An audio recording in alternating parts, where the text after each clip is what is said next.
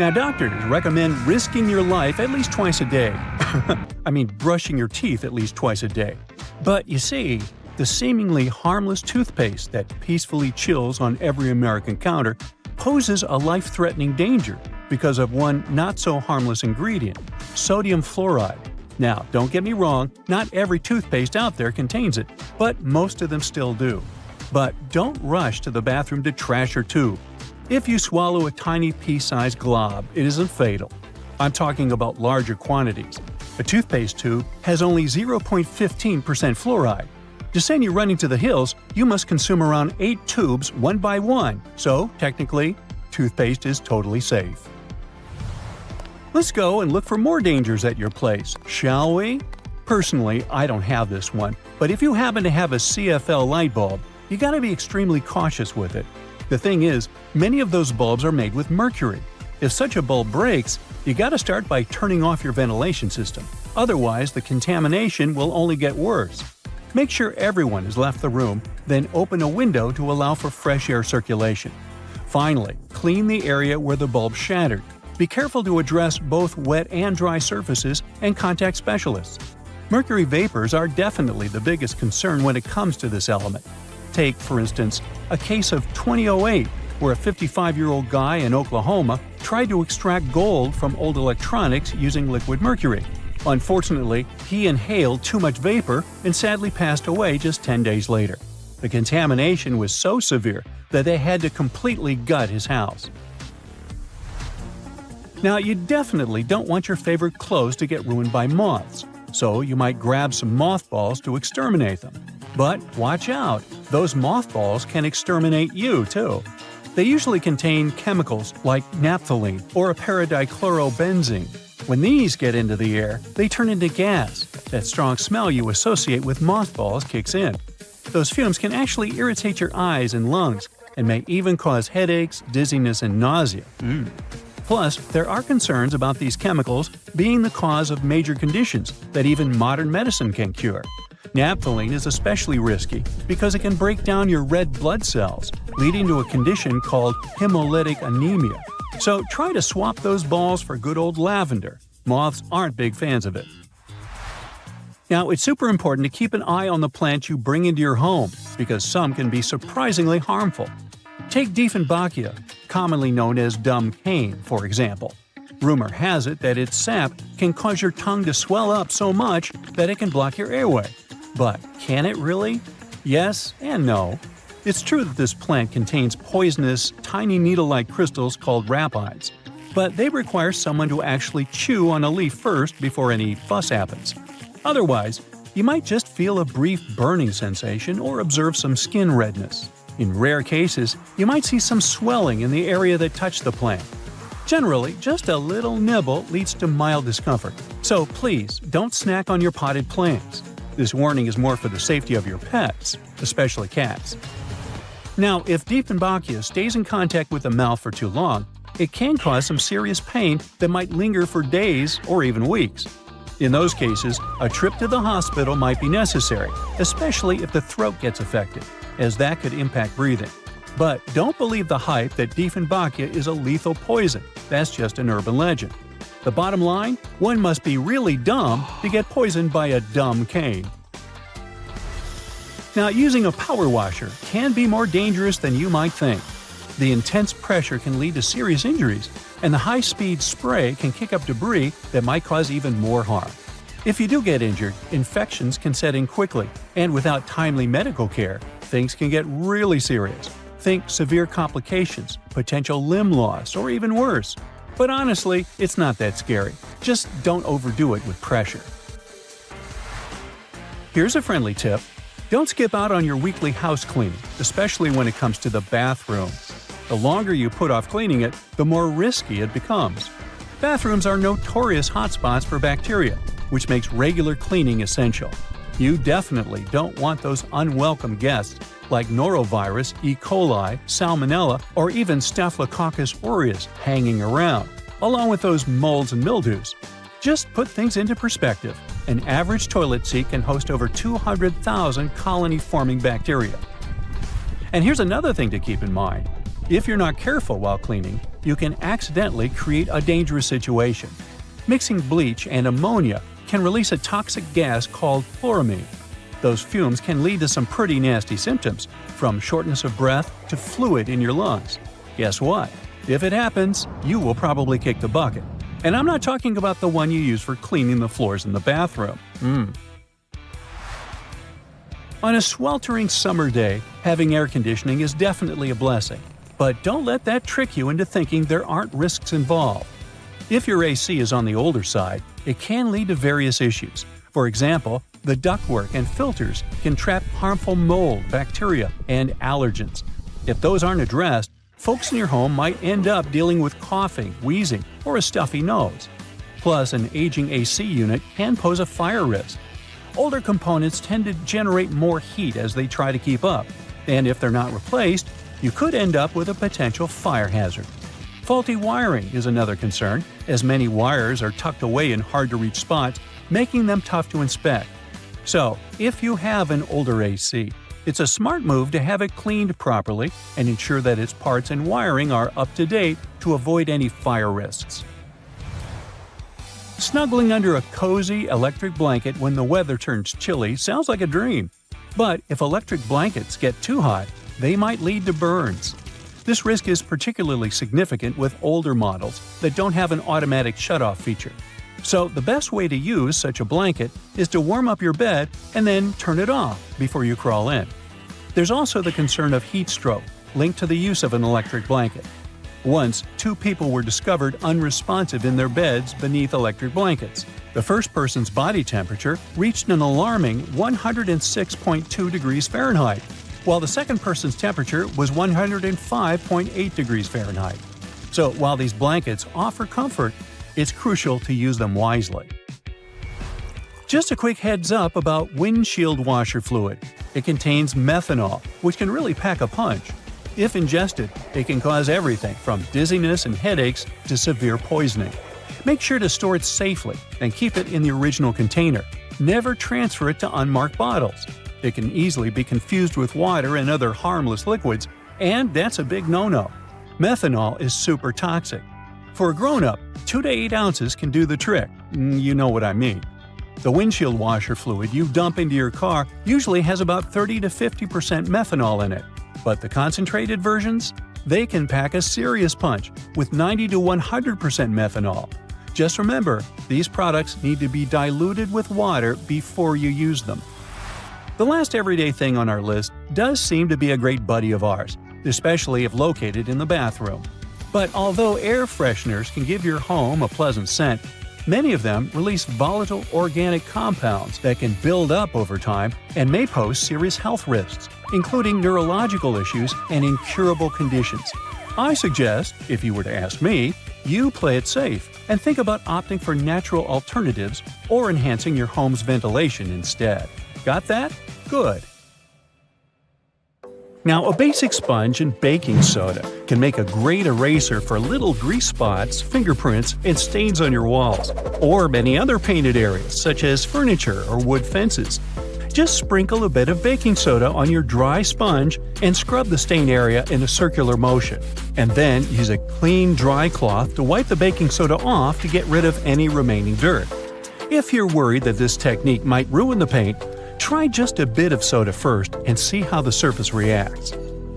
If you want to extract the maximum amount of juice from your lemon or lime, put them first in a microwave for 15 seconds.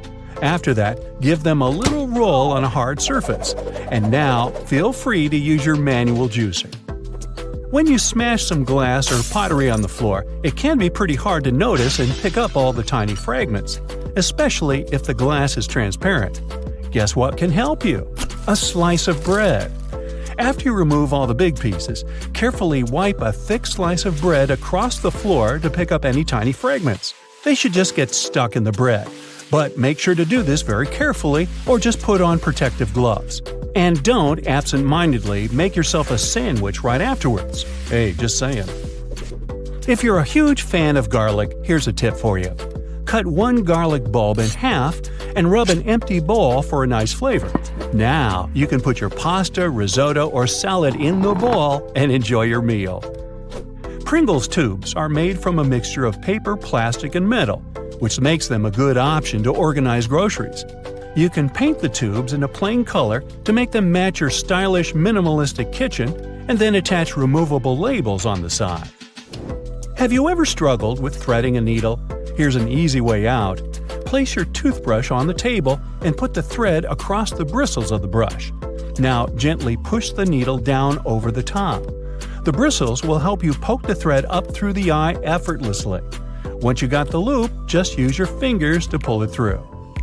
If you've got these annoying tea stains on your favorite mug that won't wash off, try to apply some toothpaste to your sponge. This is also applicable when you need to make your dirty cutlery shine. It's best to use a mildly abrasive sponge. It's pretty helpful when it comes to removing dark spots on dishes. Now let's say you've recently received a really gorgeous bouquet, but the flowers got this sad look in a blink of an eye. You can extend their living very easily and almost free of charge.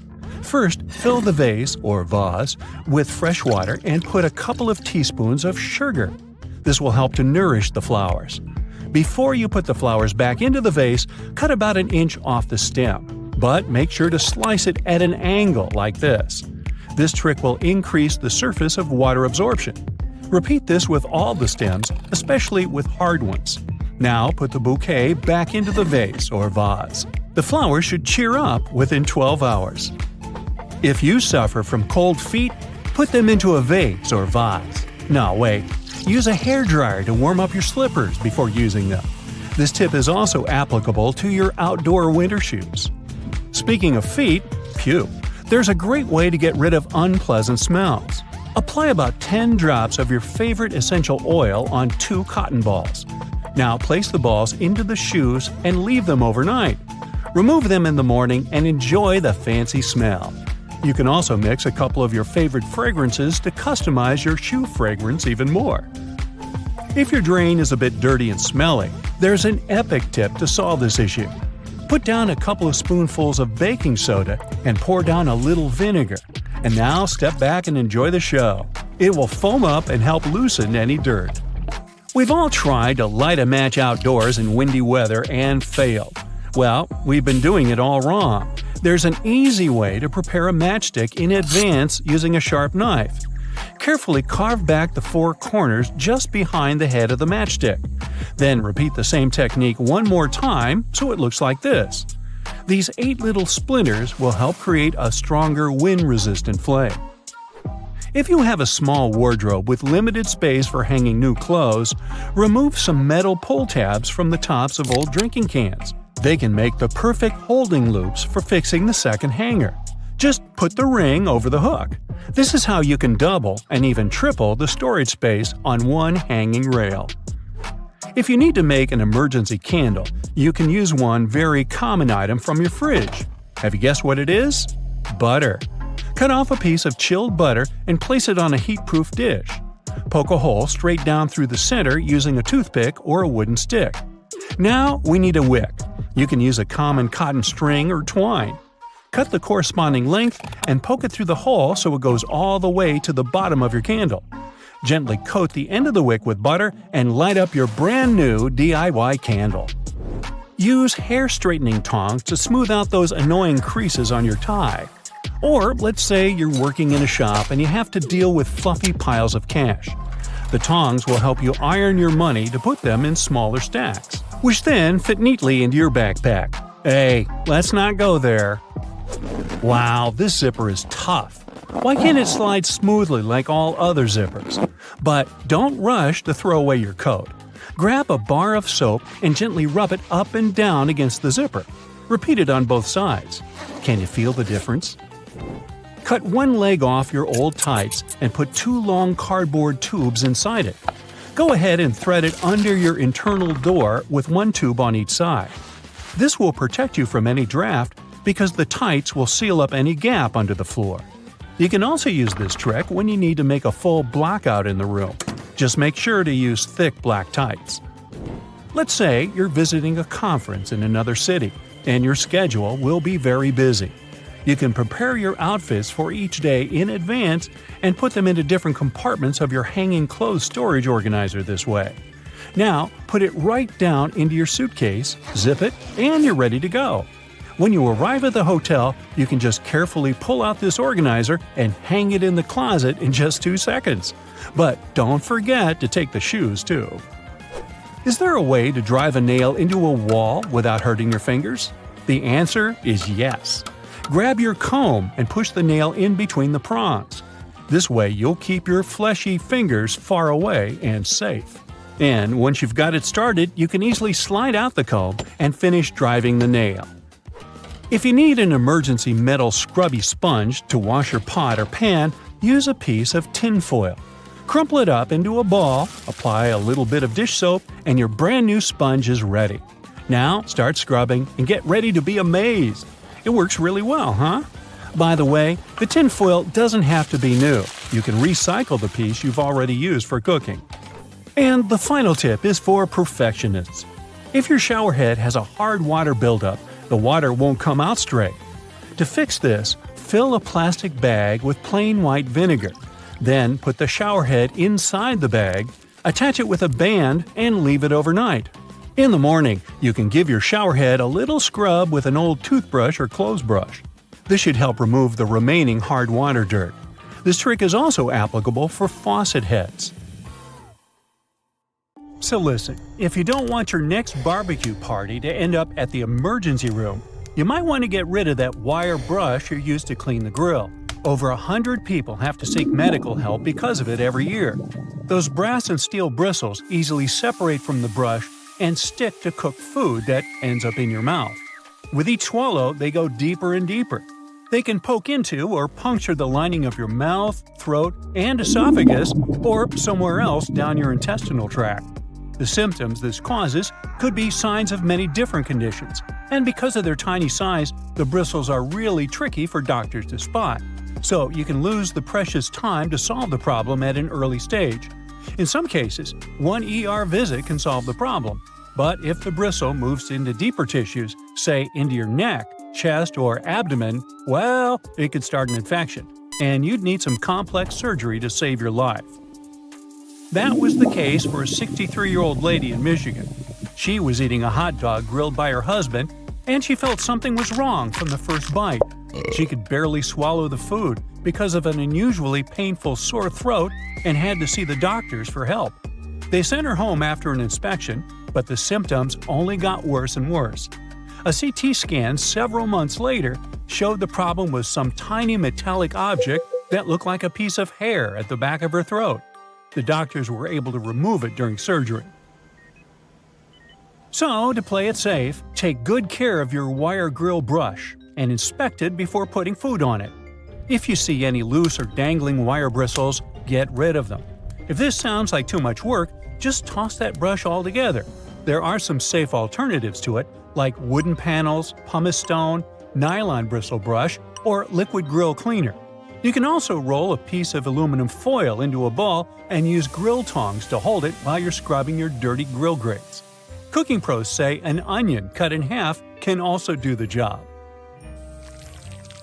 The caterpillar that arrived at your barbecue party as an uninvited guest might seem cute and harmless, but not all of them are safe to pick up and play with. There are several types of venomous caterpillars in the US alone that can give you a hard time. Any brightly colored caterpillar that has a spine, bristles, or looks fuzzy could be venomous, and you're better off not touching it. Many caterpillars are equipped with hairs or spines, which are connected to poisonous glands. They often hide on the underside of the leaf, so you could easily miss it. So, when you're doing some work in the garden, it's a good idea to wear gloves and clothes with long sleeves. Your skin will thank you for it. If you get stung by accident, use any sticky tape to remove the hair or spines, and then just wash the affected spot with soap and water. If you plan to go swimming or boating to cool down after the party, remember that algal blooms aren't just a freaky splash of color in the water, but a real problem. They are toxic and can cause a lot of trouble for you and your pets. The symptoms will be less than pleasant, and will involve you spending a great deal of time in the bathroom. Algae bloom means there are plenty of bacteria in the water, so don't swim in it and don't drink the water, no matter how thirsty you are after all the swimming. And if you happen to get some ingested water on your skin, take a long shower with clean water immediately. The media should report cases of dangerous algae blooms in your area, so make sure to check it before you hit the nearest lake. Wild parsnip might not appear in your summer nightmares, but this yellow-flowered plant can do some really mean things to your body.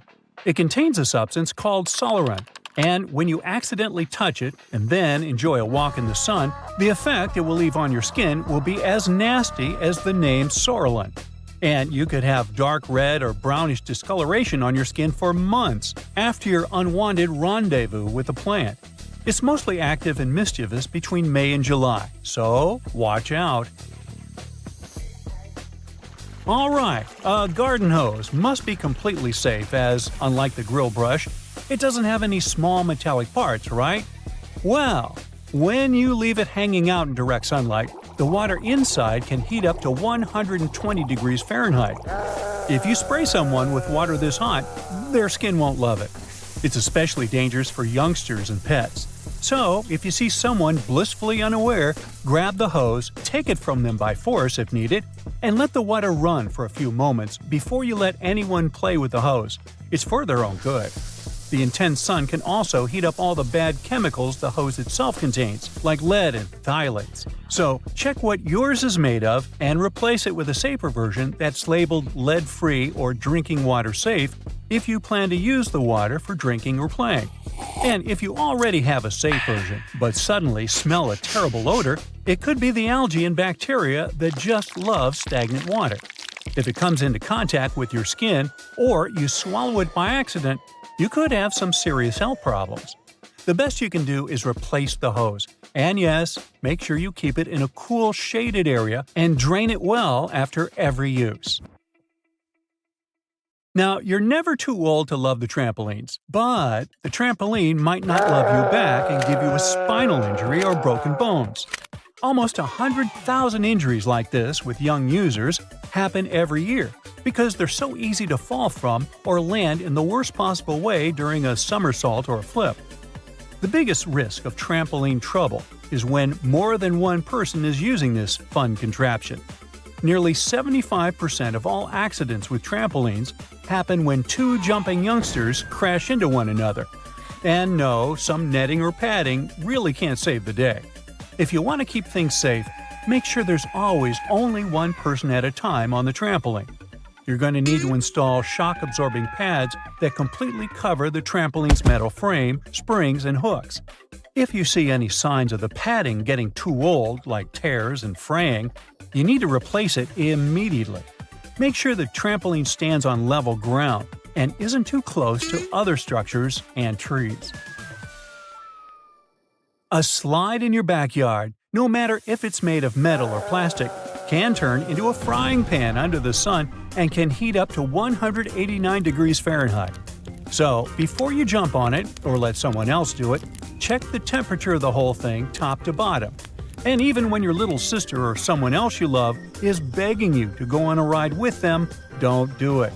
The slide is designed for one person of a certain size. When the two of you end up tandem sliding, the smaller leg can get caught up between the bigger leg and the edge of the slide.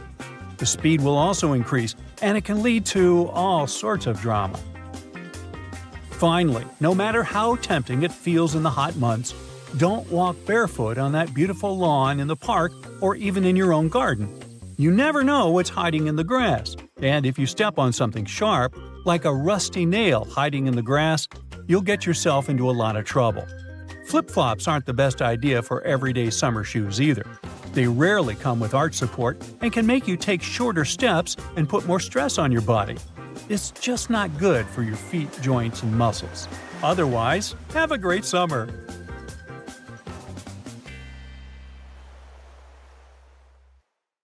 A doctor is about to perform a surgery. He positions the lamp over the patient and… wait, what? His hand doesn't cast a shadow. And it shouldn't, because even one little dark spot could ruin a life-saving operation. This magic happens thanks to a large number of light bulbs.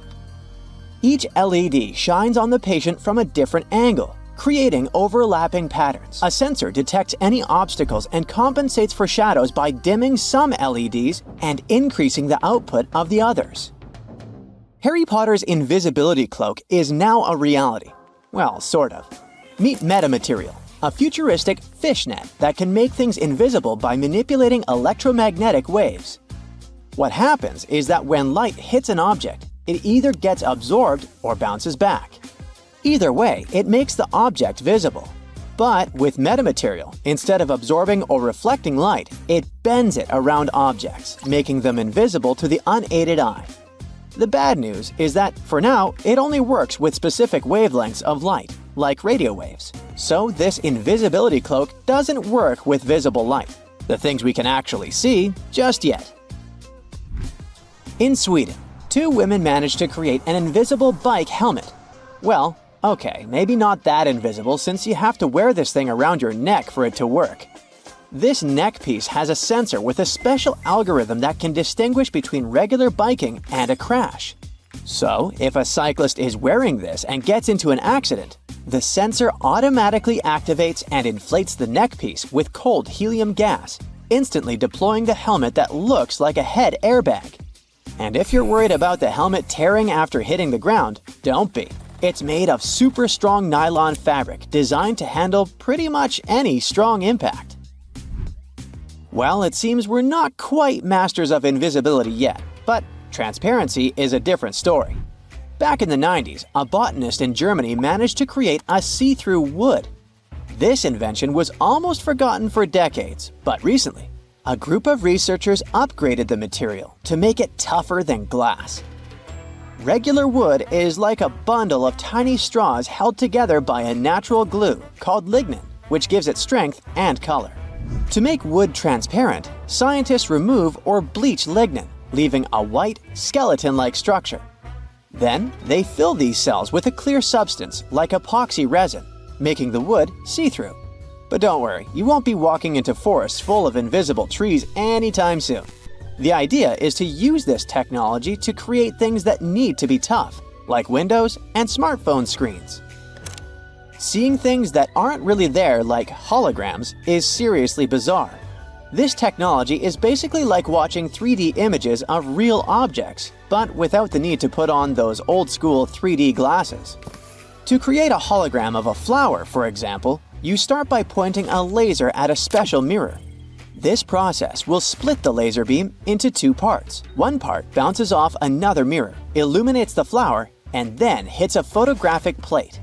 The other part of the beam bounces off a different mirror and goes straight onto the same photographic plate. When these 2 beams come together, they make a 3D picture of the flower. So basically, a hologram is an optical illusion of epic proportion. Levitation is probably the greatest magic trick of all time. While magicians typically use optical illusions to make things appear to rise and hover in the air, science can actually achieve it in the real world. A process known as quantum levitation allows materials known as superconductors to float above magnets. You see, these materials naturally repel magnetic fields, but some allow a few magnetic lines to pass through. This creates tiny vortices where magnetic flux can pass, helping the superconductor remain suspended, kind of locked in the middle of the magnetic field, defying gravity. Last year, outfits that changed colors and patterns right before our eyes went viral. This incredible fashion trick was achieved using photochromic materials. When this type of fabric is exposed to sunlight, UV radiation causes electrons to transfer between different states, which alter their optical and electrical properties. In simple words, they change colors. Since natural sunlight intensity varies all the time, the colors of the outfits also shift constantly. Unfortunately, the effect only lasts for about 3 minutes. Sure, you might wear something that changes colors, but would you eat it? I'm not talking about a banana ripening from green to yellow. I'm talking about chameleon, an ice cream made in a lab that tastes like Tutti Frutti and has a superpower. It changes color in your mouth. This treat shifts from lavender blue to pink upon touching your tongue. Although the physicist who invented it is pretty secretive about the recipe, we do know that the magic comes from how the treat reacts to changes in temperature and acids in your mouth. Oh, and the inventor also mentioned you can spray something he calls love elixir onto the ice cream to speed up the reaction. Science has advanced to the point where we can actually make it rain and snow.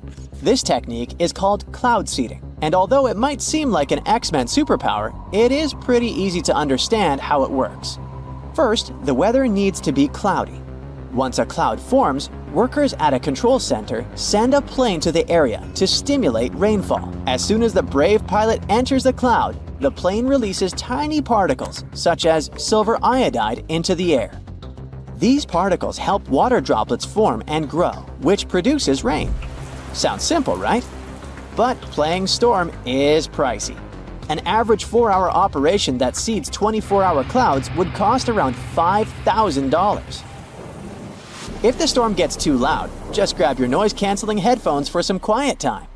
These magical gadgets work by listening to the noises around you.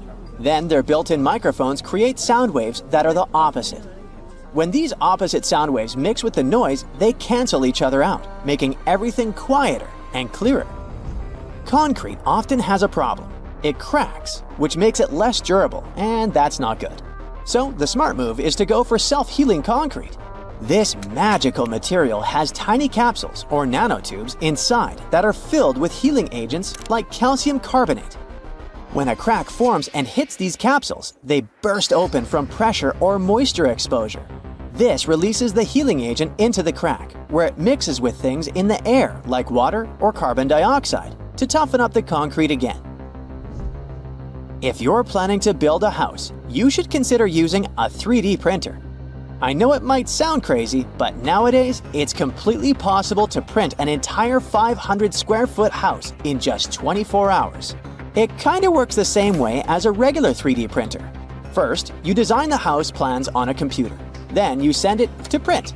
That's when colossal robotic arms come into play, laying down layers and layers of a special concrete mixture that harden as they go. Magic sand may look like an innocent toy, but it defies logic. I mean, it is sand that remains dry even underwater. But here's how it works. The sand is coated with a hydrophobic compound, which causes the grains to stick together and form cylinders when submerged in water. So if you put the sand in an aquarium, for instance, this compound will create an air pocket around the sand, keeping it completely dry. Talking about toys, did you have a boomerang when you were young? It is pretty fascinating how it always comes back into your hand. The trick behind it lies in its L shape. A boomerang is designed with 2 or more wings positioned in a special way so that when it spins, it generates unbalanced aerodynamic forces that curve its path into an ellipse, allowing it to return to the spot from which it was thrown. Of course, this only works when it's thrown correctly, so maybe it's better to avoid using it altogether, especially inside your house. Trains used to make people mad. During the Victorian era, there was this rumor that the swaying motion of train carriages made passengers, especially men, go a bit crazy, leading to some strange and dangerous behavior. The so-called railway madness was supposedly triggered by the noise of the train. To make things worse, carriages were locked for privacy reasons back then, so people found themselves stuck in tiny spaces with lunatics who could snap at any moment. If you see someone putting ketchup on some car, it doesn't mean you're witnessing them preparing a prank. It means they're just taking care of their car. Yup, it goes great with hamburgers and hot dogs, but it goes even better with cars since it has ingredients that are good at removing rust. Rust occurs when the metal gets exposed to moisture, oxygen, and heat, and due to weather conditions, it's hard to avoid it. When you leave rust for a longer time and don't deal with it, it will continue to degrade the metal. So, you need to get rid of it before your car becomes physically useless. That's when ketchup comes in. Its key ingredient is tomatoes, and they have many nutrients similar to those you can find in oranges and some other citrus fruits. For instance, citric acid can help you remove rust from metal surfaces since it eats through rust. We're not talking about the cars only. You can use it on metallic kitchenwares, furniture parts, jewelry, and rust spots on generally any metallic item. You can combine it with washing soda. It's not quite effective against rust, but when you combine it with ketchup, it'll do the work. Mix these two and apply them to the rusted area. Leave it like that for about half an hour and wash it with a wet cloth or sponge. You can combine ketchup with salt instead, or just apply a lot of it on the rusty area without using any additional ingredients. Ketchup removes tarnish from brass copper too. Put it on brass hardware on doors and cabinets, or some accessories such as bowls and candlesticks for 10 minutes to make it all shine. And also, you don't put it on meat just because of taste. Ketchup breaks down its fibers, which means it makes it more tender. Locking handles as we know them were only invented relatively recently, in 1878. Before that, people had to get pretty inventive to secure their homes. Most folks used a latch string. They'd make a small hole in the door, thread a leather thong or string through it, and then loop it around a wooden bar. Even after doorknobs were invented, only the wealthy could afford a proper lock and key. Vacuum cleaners had a rough start too. The first one was invented in 1901, but it was so huge that it wouldn't fit inside houses. Instead, vacuuming was offered as a mobile service. The machines were parked outside, and long hoses were fed through the windows. And to get to the client's house, these large cleaning machines were actually pulled by horses. Back in the day, animals even used to pull strollers. Yep, with kids inside. The stroller was first developed in 1733 for the daughters and sons of a British nobleman who might have been a bit too lazy to walk with them every day. So, the first model was basically a shell-shaped basket on wheels that could be pulled by a goat or a small pony. This small chariot was cute, but probably not the safest way to get around. Refrigerators also used to be a bit scary. From the late 1800s until 1929, they used toxic gases like ammonia, methyl chloride, and sulfur dioxide to cool things down. People were so concerned about gas leaks that they began leaving their refrigerators in the backyard instead of keeping them in the kitchen. This danger even inspired Albert Einstein to create a new model. In 1926, Einstein and his former student Leo Szilard invented a refrigerator with no moving parts, using safer, environmentally friendly gases to reduce the risk of toxic leaks. But it had one problem. Einstein's refrigerator was less efficient than existing appliances, so it wasn't commercially appealing. If you ever find yourself casually wandering in the forests of Estonia, don't freak out if you see some giant megaphones.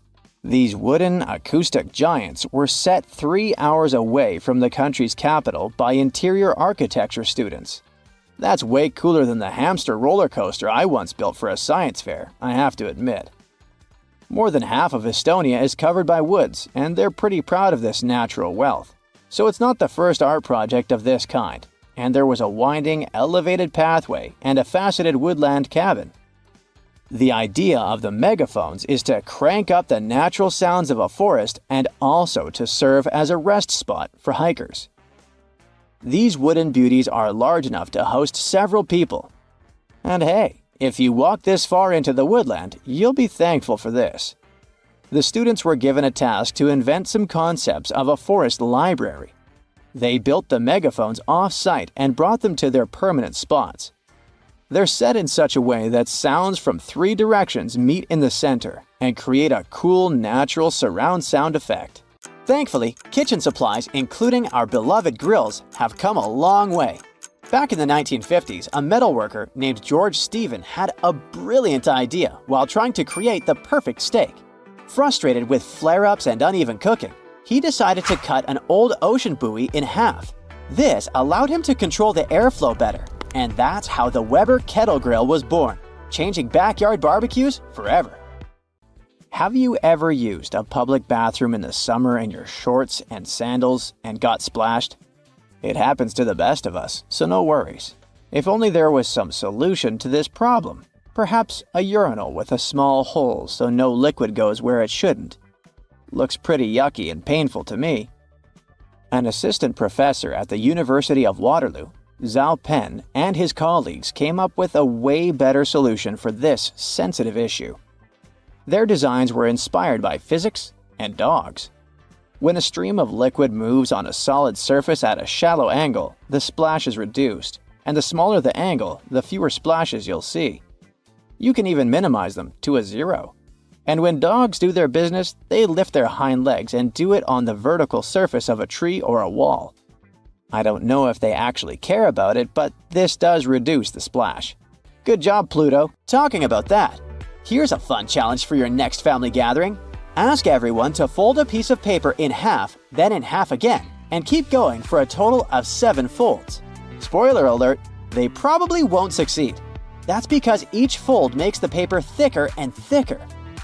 In fact, if you had a huge sheet of paper and folded it in half 50 times, it would end up being about 62 million miles thick, which is about 2/3 of the way from Earth to the Sun. So yeah, it's impossible. The current record is held by a high school student named Brittany Gallivan, who managed to fold a single piece of paper in half 12 times, and it was a tissue paper. The USB symbol, looking like a trident, has always sparked multiple speculations about its origin. One popular idea is that it represents Neptune's trident and symbolizes power and adaptability. But there's also a little bit less exciting theory. A man who claimed to have designed the symbol in the 1980s stated that it was supposed to represent connectivity. The large circle symbolizes a computer, while the attached shapes, the circle, the triangle, and square, stand for different outputs. Look closely at a tram's overhead lines, and you'll see that its contact wires zigzag back and forth instead of going in a straight line. That's because all trams have pantographs attached to their roofs. The upper part of the pantograph is gradually worn down by the overhead wire and eventually needs to be replaced. To wear it down evenly, the wire is not installed strictly along the tram's path, but in zigzag patterns. As the tram moves, the pantograph slides along the wire, and it wears down evenly. Those cone-shaped water cooler cups? Their shape is intentionally designed to prevent users from setting the cups down. This allows employees to minimize the risk of spilling water on their desks around various electronic devices. Plus, less material is used to produce cone-shaped cups, which makes the process less wasteful and more cost-effective. It also kinda supports sustainability by encouraging people to drink their water quickly and dispose of their cups immediately after. You're probably wearing a YKK product right now. I mean, go check the zipper on your jeans. Yep, that's it. YKK stands for Yoshida Kogyo Kabushiki Kaisha, a Japanese company that makes roughly half of all the zippers in the world, producing over 7 billion zippers each year. Originally called hookless fasteners, they became known as zippers after a pair of rubber boots that could be fastened with a single zip became popular in 1923. The name stuck because of the high-pitched zip sound they make when used. Despite a popular myth, household batteries don't actually contain liquid, and if you accidentally cut them open, no toxic liquid will spill. Most of them are dry cell batteries, which are made of electrochemical cells. Those convert chemical energy into electrical energy. Larger batteries often house numerous small cells within them too. Even Tesla vehicle batteries consist of multiple small cells. When combined, they easily provide the necessary voltage. Did you know that nail polish used to be a status symbol? In ancient Egypt, queens like Nefertiti and Cleopatra were famous for their red nails, while lower-ranking citizens were only allowed to wear pale shades.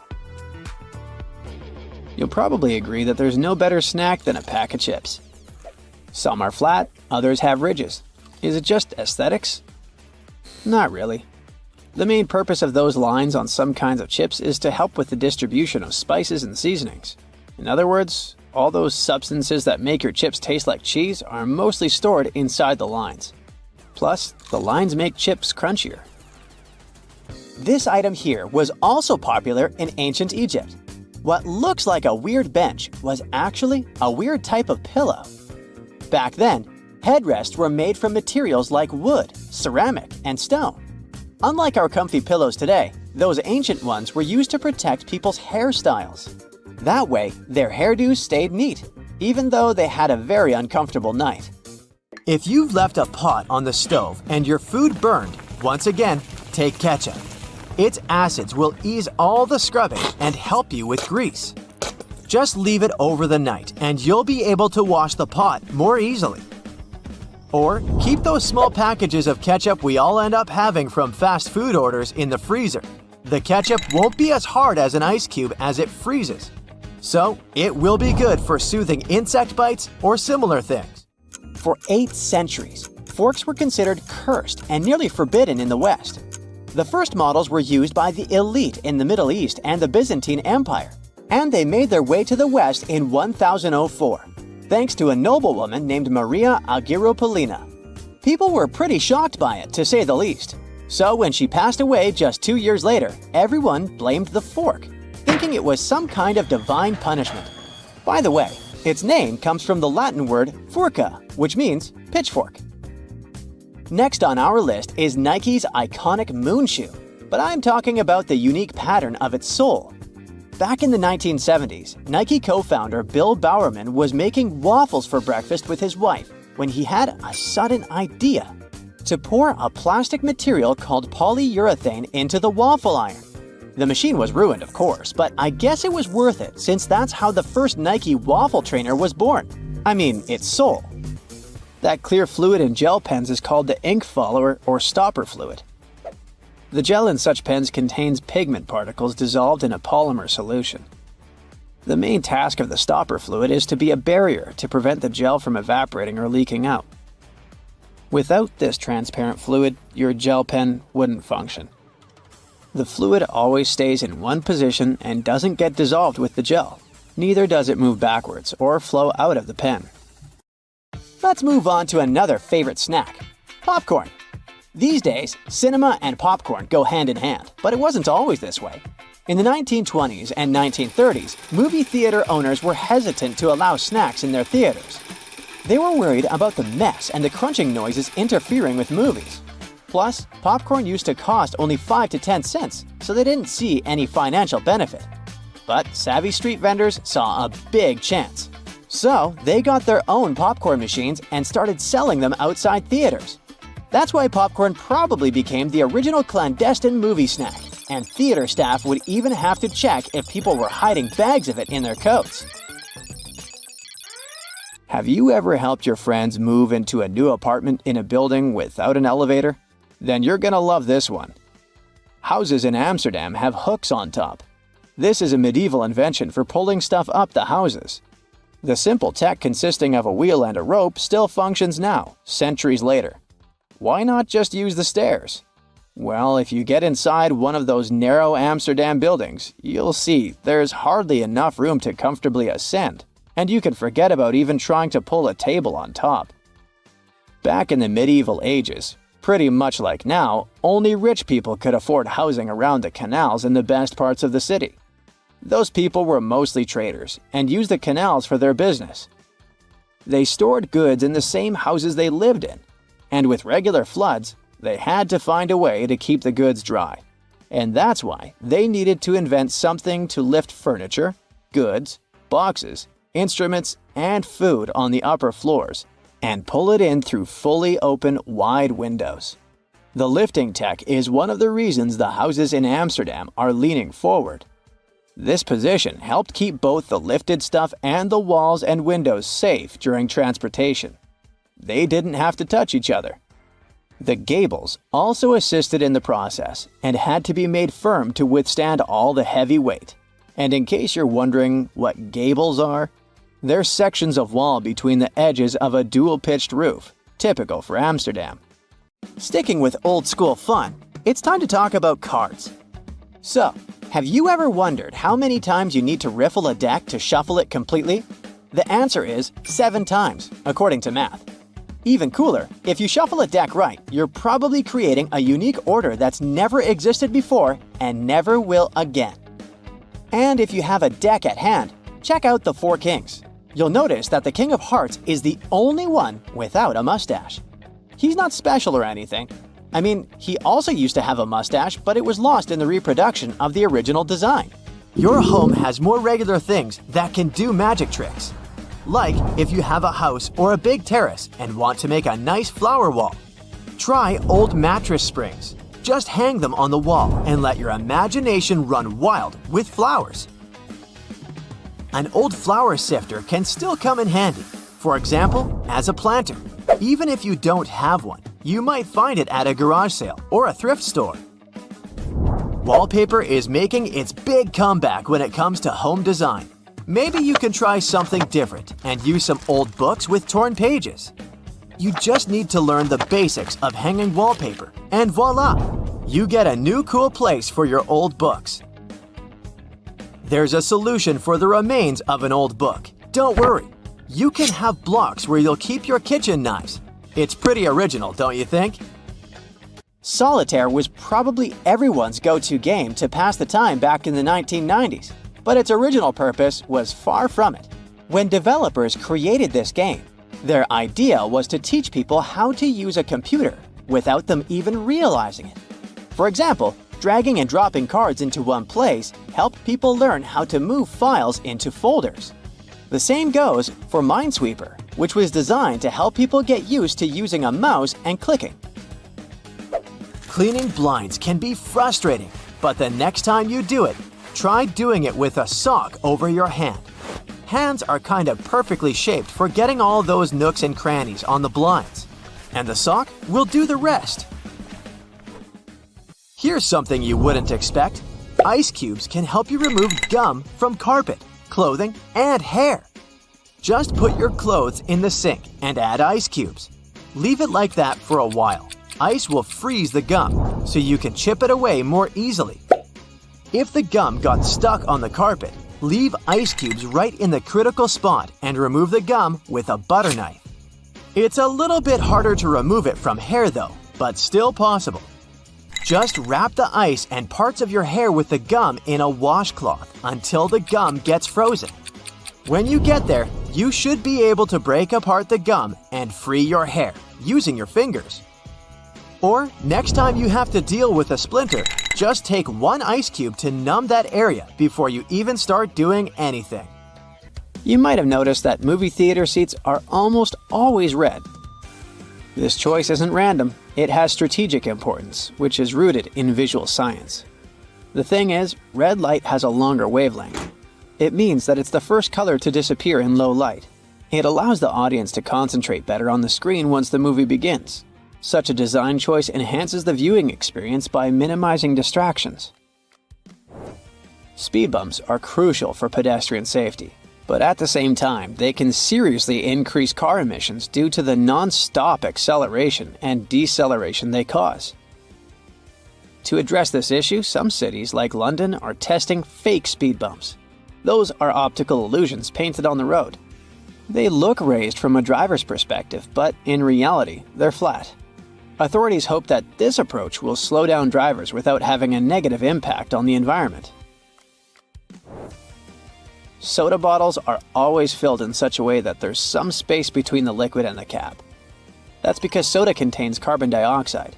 It's a gas that can expand once the bottle's heated. If there's no gap in the bottle, it can break because of the pressure building inside. Also, when you open your drink, the gases go out in the form of bubbles, making the drink overflow. The gap helps with this problem too. If you're more into Angry Birds, Candy Crush, and other mobile games, that's totally normal.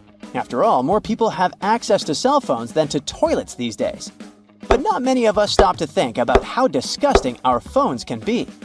The natural bacteria from our skin and the oils from our hands get transferred to our phones with every touch, swipe, and tap. This makes phones about 10 times dirtier than toilet seats. Yikes! Fun fact, Olympic synchronized swimmers, now renamed artistic swimmers, don't usually wear swim caps. When they compete, they put Knox gelatin in their hair. The result resembles unflavored Jell-O. Athletes mix the gelatin with water and it turns into a gooey mixture. After that, they comb and brush the substance into their hair, pull it into a bun, and put a headpiece over it. When it all dries, it becomes really hard, and swimmers' hair doesn't fall out when they swim. They often add glitter and other decorations to make their hairstyles even more exciting. The blanket octopus is called this way because of the females of the species. They're supersized and rarely seen. They have a long, fleshy cape which encloses their tentacles. Female octopuses are large, up to 6.5 feet in length. Thanks to this cape, they look even larger and much more intimidating to potential predators.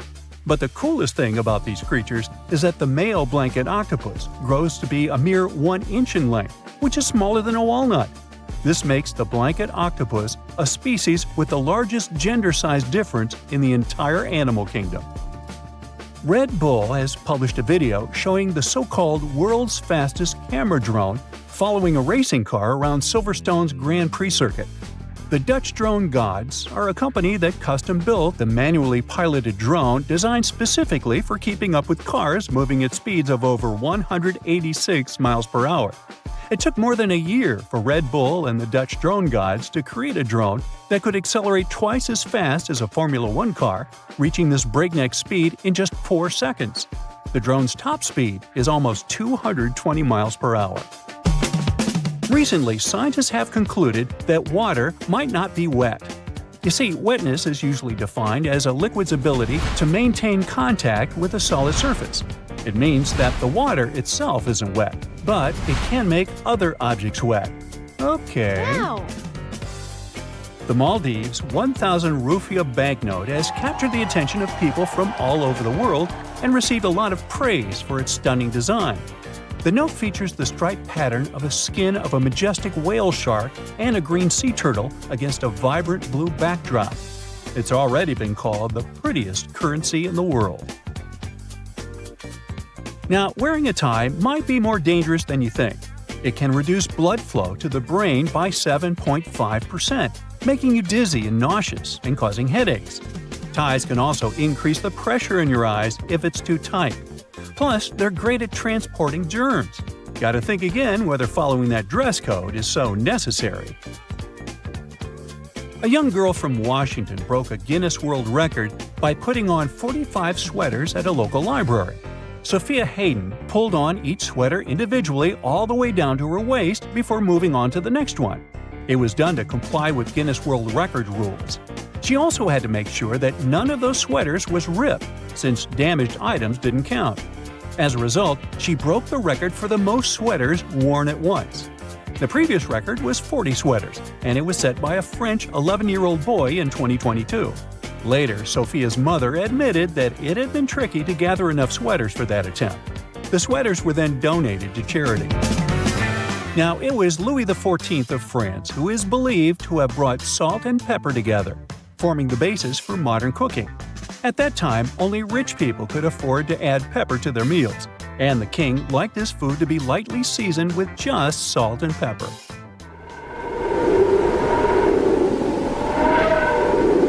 Our sun produces a sound, but sadly, we can't hear it. It's emitted in the form of pressure waves, and their wavelength is measured in hundreds of miles. It means they're far beyond the range of human hearing. Now, while we're on the topic of space, let's discuss the fact that our solar system has a wall surrounding it. Well, kind of. It's called the heliopause, and it's the region of space where solar wind isn't hot enough to push back the wind of particles coming from distant stars. That's why this region is often considered the boundary between the solar system and interstellar space. Another space fact for you: comets smell like rotten eggs. I know, ew.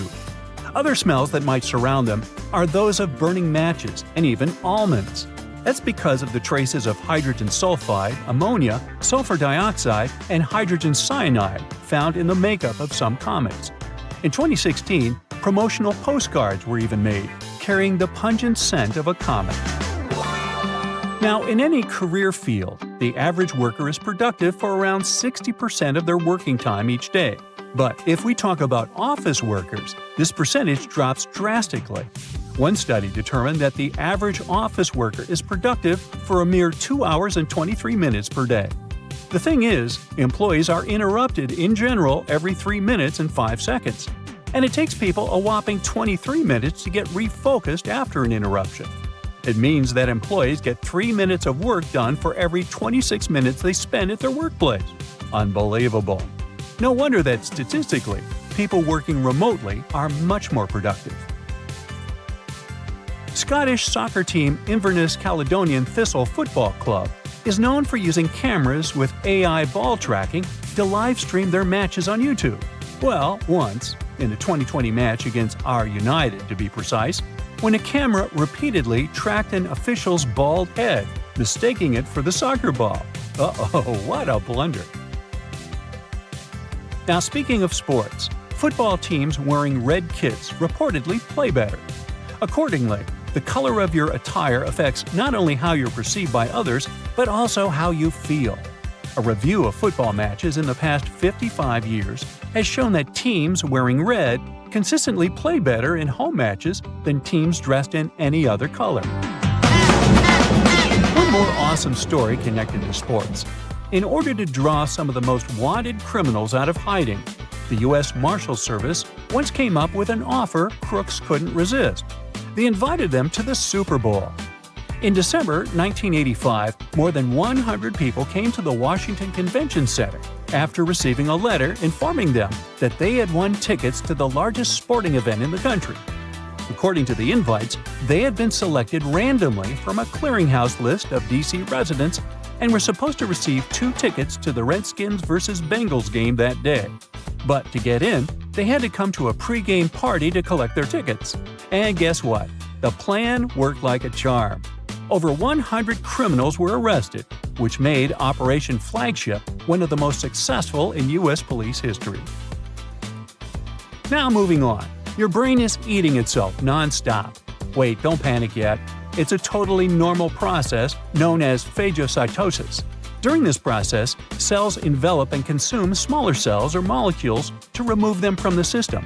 Luckily, phagocytosis isn't harmful. It actually helps preserve your gray matter, keeping it in top shape. Boy, I could use more of that.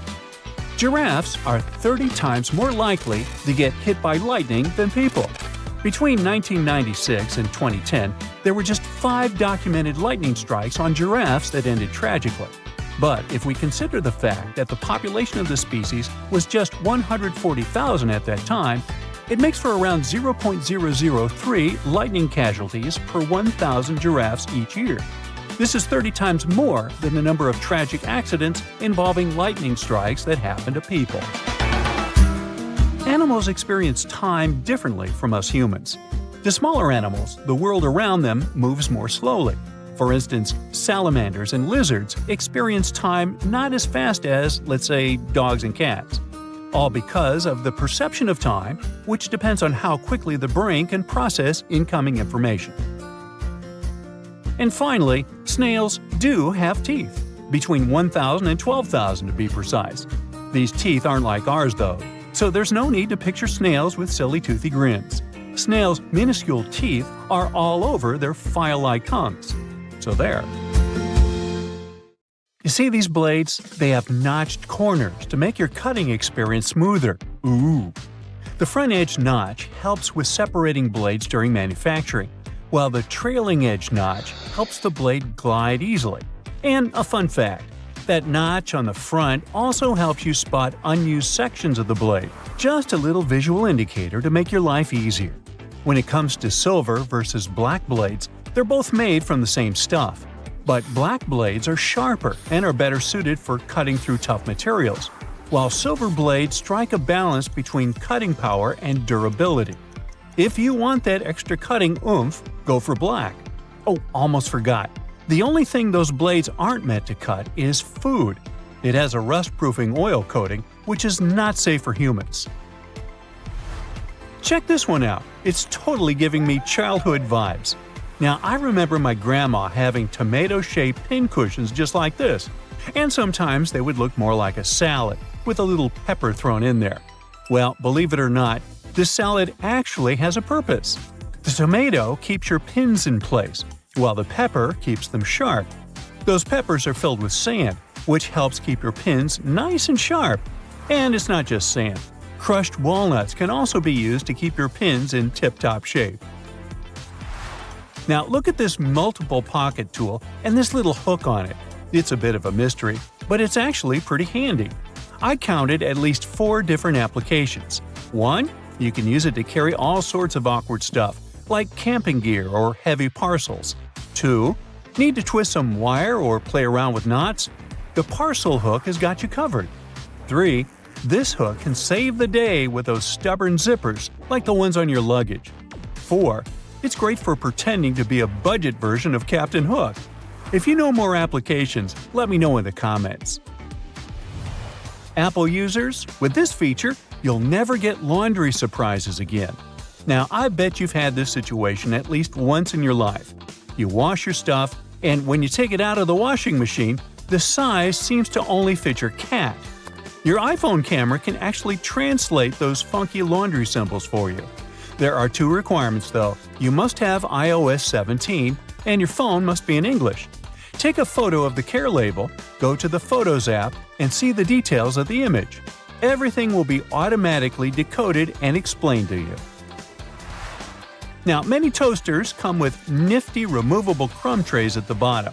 It's super important to give these trays a good clean every now and then to keep your toaster running smoothly and avoid any potential fire hazards. Just pop them out, shake out the crumbs, and you're good to go.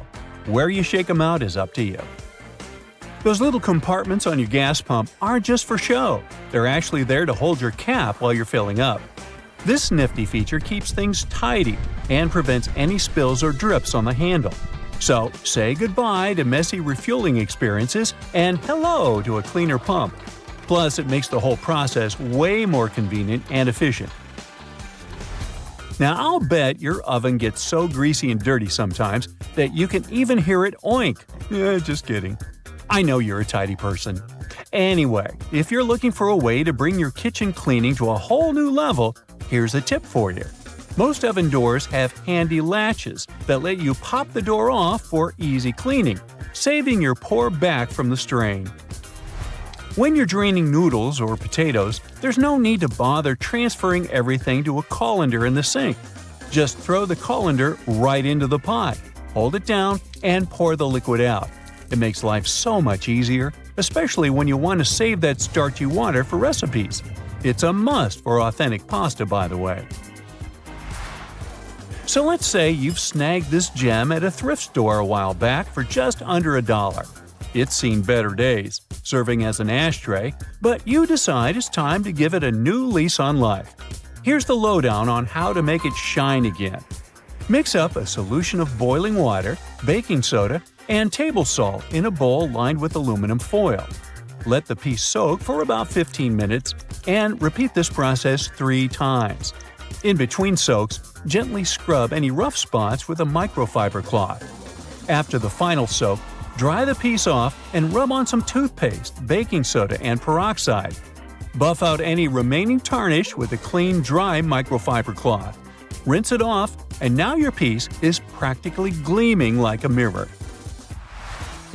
These aluminum foil boxes have nifty little tabs on the sides that make it super easy to grab a sheet without any hassle.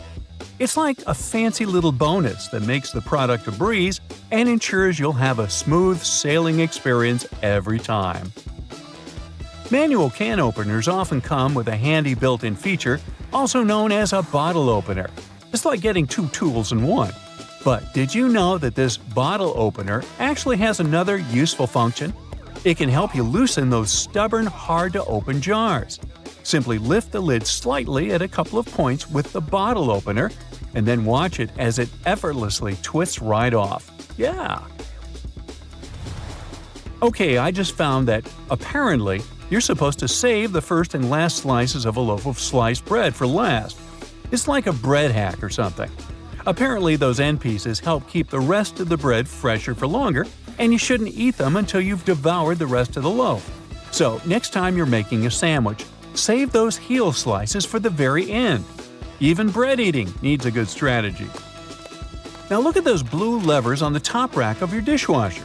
I was curious about them too, and it turns out they're actually water bottle sprayers. They help to ensure that your bottles get a thorough cleaning and rinse during the wash cycle. Many vegetable peelers have those little scoops on top for taking out the eyes from potatoes. And here's a cool tip. You can actually use vegetable peelers in both directions to peel faster, but most people just stick to one direction. When using yellow mustard, make sure to push the lid of the bottle all the way open until you hear a satisfying click. This way the lid will stay securely in place and won't get in the way when you're dispensing the mustard onto your food. It's a simple step that can make your condiment experience hassle-free and enjoyable. So there. You know that little hole at the end of your pot or pan? Well, it's not just for show. You can actually use it as a handy holder for your forks and spoons. Next time you're cooking up a storm in the kitchen, just pop your utensils in that convenient little hole and keep them close at hand. Okay, just a heads up to remember to switch the direction of your ceiling fan for the changing weather, and to give it a good clean too. I've seen that a lot of folks found it helpful before to reverse the fan's direction by flipping a switch for different seasons. So this is just a friendly reminder to go ahead and do it again, pushing hot air down and pulling cold air up. When you're chowing down for some pizza, just tear off the top of the box and use it as a big old plate. You can even rip the box in half and fold it to save some leftovers for later. Well, that's it for today. What, you want to know more cool facts? Sure, but you'll have to subscribe and hit the bell to get more videos. I'm waiting. Go ahead. Some men wear shoes with hidden heel lifts to look taller. Such shoes can make a person up to 6 inches taller. They look like regular shoes, but inside they have this extra insert. Sometimes such an insert is glued down. Sometimes it's removable, and you can choose the height you need yourself. When the Titanic hit the iceberg and sank sometime later, the Atlantic Ocean was around 28 degrees Fahrenheit, which means the water was below its freezing point. No wonder so many passengers didn't make it. Some birds have a row of bristles protruding from the edges of their eyelids. Those bristles can probably be called eyelashes, but while human eyelashes are modified hairs meant to protect the eye, bird eyelashes are modified feathers. Identical twins don't actually have the same fingerprints, so you can't blame your misdeeds on your sibling after all. Different factors during development in the womb, like the position of the womb, umbilical cord length, and the rate of finger growth, impact fingerprints. Earth's rotation speed is changing. It's slowing down right now while we're talking. It means that, on average, the length of the day gets 1.8 seconds longer every century. 600 million years ago, a day lasted a mere 21 hours. Most world maps are wrong. On the majority of maps, they still use the Mercator projection, which was the first developed in 1569. But this method is very inaccurate and makes Alaska look as large as Brazil, while in reality, it's 5 times smaller. As for Greenland, it looks 14 times larger than it actually is. For a map to be precise, it would need to be life-sized and round, not flat. Ants don't have lungs. They breathe through tiny openings known as spiracles. An ant may have 9 or 10 of those on each side of the body, depending on the species. The average color of the universe is poetically called cosmic latte. In a 2002 study, scientists discovered that the light coming from other galaxies averaged into a beige color that was very close to white, just like the drink beloved by many. There is such a thing as minus decibels. The quietest place on Earth is Microsoft's anechoic chamber in Redmond, USA. The level of sound there is minus 20.6 decibels. Such chambers are built out of heavy concrete and bricks and are placed on springs to stop vibrations from entering the chamber through the floor. Bananas are radioactive. Wait, where did you go? It's not that bad. Bananas are rich in potassium, so each banana is slightly radioactive due to the natural isotope potassium-40. On the other hand, your body contains around 16 milligrams of potassium-40, so you're actually about 280 times more radioactive than that poor banana. And in any case, your body gets rid of that excess potassium-40 from a banana within several hours.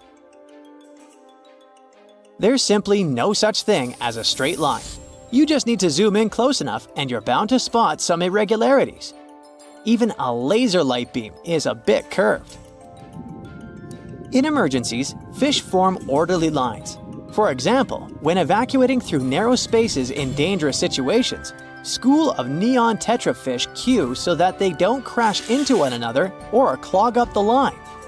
Scientists think that this behavior means that fish can respect social rules even in emergency situations, unlike us humans. Hippos can't swim. These animals have large bones. These bones are so big and dense that it makes hippos barely buoyant at all. So these animals don't swim. Instead, they perform something like a slow-motion gallop on the riverbed. Hippos can also sleep underwater thanks to a reflex that allows them to rise to the surface, take a breath, and sink back down to the bottom without waking up. Lego bricks can withstand compression better than concrete. A regular plastic Lego brick can support the weight of 375,000 other bricks before it breaks. Theoretically, it could allow you to build a tower more than 2 miles in height. But if we decide to scale this up to house-sized bricks, the price would be exorbitant. If you ever go to space, you can take your yo-yo with you. In 2012, NASA astronaut Don Petit took a yo-yo on board the International Space Station and used it to show some tricks. You see, a yo-yo mostly relies on the laws of conservation of angular momentum to perform tricks. And if you keep the string taut, these laws apply in microgravity too. There's a theory that claims that we sweat when we're anxious to alert the brains of other people that they're primed for that danger that's making us feel anxiety. Brain scans have revealed that when you sniff the sweat produced by a panicking person, regions of the brain responsible for emotional and social signals light up. And when you are anxious, your sympathetic nervous system produces hormones, including adrenaline, which switches on your sweat glands. There are rainbows on Venus, and they're called glories. A glory looks like a series of colored concentric rings and is caused by the interference of light waves inside droplets rather than the process of reflection, refraction, and dispersion of light, which produces rainbows. Protons look like bagels, spheres, peanuts, and rugby balls. In other words, protons come in different shapes and sizes. Their appearance changes based on the speed of quarks, smaller particles within them. If you look at the moon while being in the southern hemisphere, it will seem to be upside down, and the man on the moon will look more like a rabbit. You will remember more of your dreams if you sleep badly and wake up many times throughout the night. You're also more likely to remember your dream if someone or something wakes you up in the middle of it. Dogs tilt their heads while listening to people to pinpoint familiar words like walkies more effectively. It also helps them to understand the tone of your voice better. There's also an idea that if a dog doesn't tilt its head often, it's because it relies more on sight and less on sound. Mirrors facing each other won't produce infinite reflections. Each next reflection will be darker than the previous one, and eventually, they will fade into invisibility. Mirrors absorb just a fraction of the energy of the light falling on them, so the total number of reflections mirrors can produce is around several hundred. You can smell ants, since many species of these insects produce strong-smelling chemicals when they feel threatened or angry, or when they're being squished. Trapjaw ants release a chocolatey smell when they're crushed, and citronella ants give off a lemony odor when they're threatened. Giraffes hum when they want to communicate with each other. Researchers think that this low-frequency humming might be a form of contact call between individuals that have been separated from their herd. It can also help giraffes find each other in the dark. But the coolest thing about these magnificent animals? Some scientists think that they could sleep talk too. And a cool bonus story for you. About a marathon runner who took over 50 years to finish the race. Japanese marathoner runner Shizo Kanekuri was selected as one of the 2 athletes that Japan could send to the 1912 Stockholm Olympics. But Kanekuri shockingly disappeared during the marathon race. It turned out that after a rough 18-day-long trip to Stockholm, first by ship and then by train, the man was exhausted. During the race, he stopped running because his condition simply didn't allow him to run further. The athlete stumbled into a nearby garden party where he drank orange juice and stayed for a while to recover. Later, Kanekuri was so embarrassed by his failure that he returned to Japan without notifying anyone, including race officials. So, Swedish authorities considered him missing for 50 years before finding out that he was peacefully living in his home country. In 1967, the athlete was offered the opportunity to finish his run. He accepted. 54 years, 8 months, 6 days, 5 hours, 32 minutes, and 20.3 seconds after he started the race, he completed the marathon. It was a long trip. Along the way, the man got married, had 6 kids, and 10 grandchildren. You're heading to a supermarket to get a few small items. The self-service checkout is way faster than waiting for people to unload their huge shopping carts. Analyzing now. But this loud voice from a machine, commanding over and over again, spoils all the appetite. Analyzing now. I have some good news for you. You can turn it off. Take a closer look at the screen. You'll probably see a volume button at the bottom. Use your finger to mute the annoying polite voice once and for all. Not all machines have this hidden option though, but it's definitely worth checking out. Usually, a sunflower oil bottle has this weird inner cap. Most people remove the entire top layer and throw it away. But there's actually a better way to use it. Turn the removed element inside down and put it into the bottleneck. It will make a great dispenser, and you'll never spill more oil than you wanted in your salad. Planning a picnic with your friends in the wild? Forget about the classic picnic basket. We got it all wrong. It's not a basket, but a bucket. Yep, it's way better to put your picnic stuff into several buckets. This will help evenly distribute the weight among all guests. And when you find a nice spot for your picnic and get all the stuff out, turn the buckets over and use them as stools. When the food is over, put the buckets into each other to save space on the way back home. Your toast is getting burnt, but you don't have any kitchen tongs at hand? Take 2 identical forks, put them together tine to tine.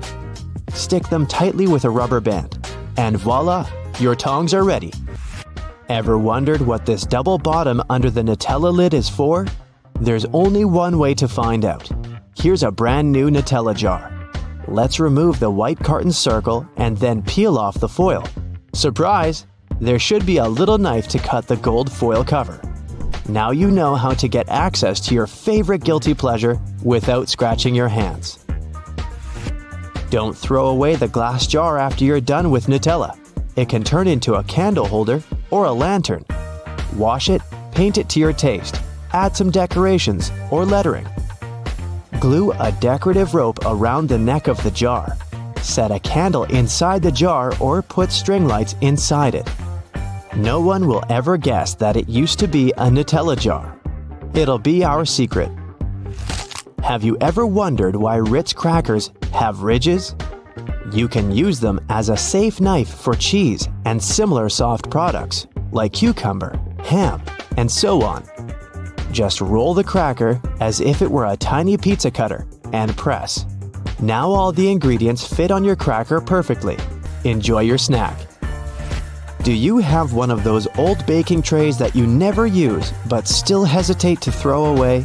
Good news! You can recycle it and make a gorgeous frame for a painting or a picture. There are 2 ways to do so.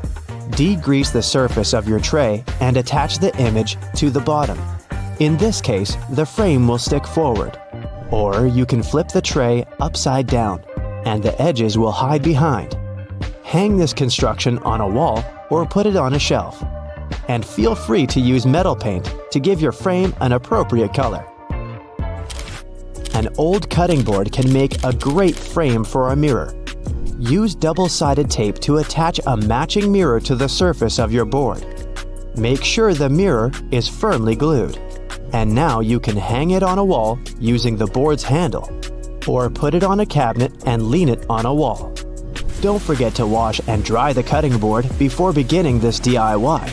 We don't want the mirror to smell fishy. Another superpower of a cutting board is keeping wires tangle-free. Wrap some string lights around an old wooden cutting board and put it in your closet. The next holiday season, you'll have it completely untangled. A hairdryer can make a great mini vacuum cleaner when you need an emergency cleaning. Cut a plastic bottle and dry it. Put a layer of fabric on the fan of your hairdryer. Then place the fan in the plastic bottle bottom portion. Fix the bottle and attach it to the hairdryer using a plaster. Turn it on and you're ready to clean the mess. You can use a retro gas stove grate to hang your indoor plants. Attach it to the wall with screws or nails. Now you're ready to hang flower pots, string lights, and any other decor items. If the color of your stove grate doesn't match the interior, you can always fix this using spray paint. Chopsticks and wooden ice cream sticks can also turn into a beautiful panel that will decorate your interior. Glue the edges together to create a grid. You can also put together your name or any other word you want out of sticks. Then wrap the grid around with string lights and enjoy your decor. Don't throw away wrinkled kitchen foil. It can help to sparkle up your day. Crumple identical foil balls and glue them over a glass, a mirror frame, or even a book, and your life will immediately become more glamorous. If you need to sharpen your dull scissors, take aluminum foil and crunch it up into a ball. Sharpen the edges of the scissors right on that ball of foil. To speed up your ironing routine, place sheets of tinfoil under your ironing board and then put the cover back on. The tinfoil will reflect the heat. The iron will get hotter and will do the job much faster. If you struggle to organize all your jewelry and lose your favorite items from time to time, use a sponge to store it. Just make a few cuts and put your shiny little friends inside these cuts. They will sit firmly in the sponge and won't fall out or mix. You can also use a sponge to create an organizer for your jewelry. Find a cute box, cut your sponge into matching pieces, and put them inside the box. Use glue or tape to attach the sponge to the box, and enjoy your new jewelry casket. You can easily make chocolate-filled strawberries at home. Take a plastic syringe, fill it with chocolate paste, remove the leaves from a strawberry, and stick the syringe into the hole from which the sprig usually sticks out. Squeeze chocolate into the berry, and it's ready. You can use the same technique when you bake eclairs, apples, or want to leave a chocolate note on a pancake to surprise your significant other in the morning. Wooden pants hangers with metal clips can be handy when it comes to hanging curtains or a backdrop for your photo shoot. If you need to hang curtains but don't have any special hooks, attach several plants hangers along the entire length of the curtains, and then hang this construction on a ledge. An old metal tea jar serves as a mini shelf for small things in your kitchen. Apply double-sided tape to the jar and stick it to the top corner of your cabinet. Here's how you can protect your bank card from potential fraudsters. Use a marker and cover the last 4 digits. You can also use a sticker that's easy to remove and place it over the security code. Have you had a house guest that didn't use a coaster? Get a hairdryer and hold it a couple of inches away from the stain. Blow it on medium heat for a couple of minutes to evaporate the watermark. If a faded ring remains, mix equal amounts of vinegar and olive oil in a bowl. Wipe it onto the marked area and rub it in until the stain disappears. Then wipe it off. Don't waste time scrubbing the burnt stains off the bottom of a pan. Instead, fill it with water and add 3 tablespoons of salt. Let it sit overnight as the salt dissolves the burnt marks, and in the morning, pour the water out of the pan. This way, it will be much easier to scrub all that grease off. Picture this. You're on vacation and your shirt has become all crinkled inside the luggage. You need it tonight, but the hotel doesn't have an iron. Don't panic. Hang the shirt up in the bathroom, and while you relax in a hot shower, the heat and moisture will unwrinkle your shirt. It won't be perfect, but it will get much better without any effort. The football is on, and it turns out you've run out of standard batteries. You can use a smaller battery instead that easily fits inside. Now take some aluminum foil and crunch it up. Fit it into the gap on the negative or flat end of the battery. All done. You can turn on the TV now. Once your flip-flops crack and the plug easily slips out of the hole, it's normally a sign that you need a new pair. But there's a way to extend their mileage. Push the plug back through the hole, then take a bread clip and attach it to the end. The clip will provide enough support for the plug to remain in place. You've received a package and the receipt is taped on. You've managed to detach it from the box.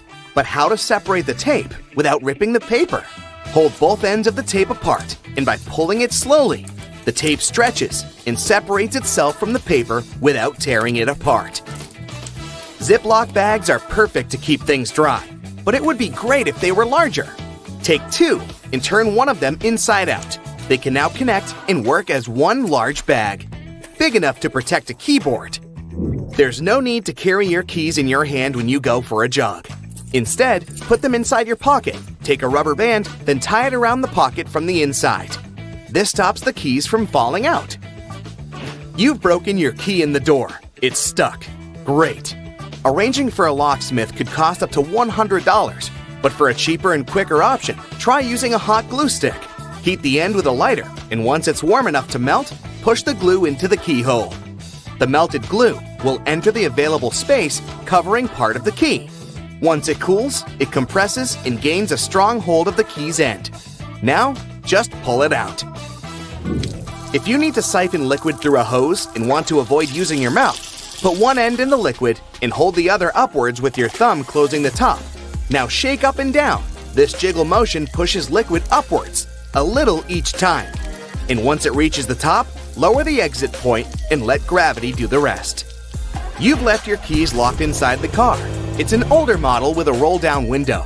You could get the coat hanger and begin the long process of finding the lock. Or use duct tape. Make about 20 2-foot-long strands. Stick them onto the window, allowing enough room for the tape to grab onto at the bottom.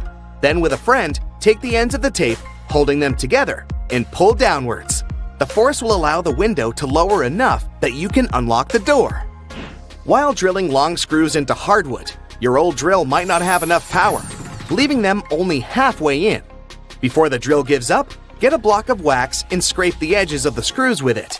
The wax works like a lubricant, melting as it gets warm and providing easy entry for the screw.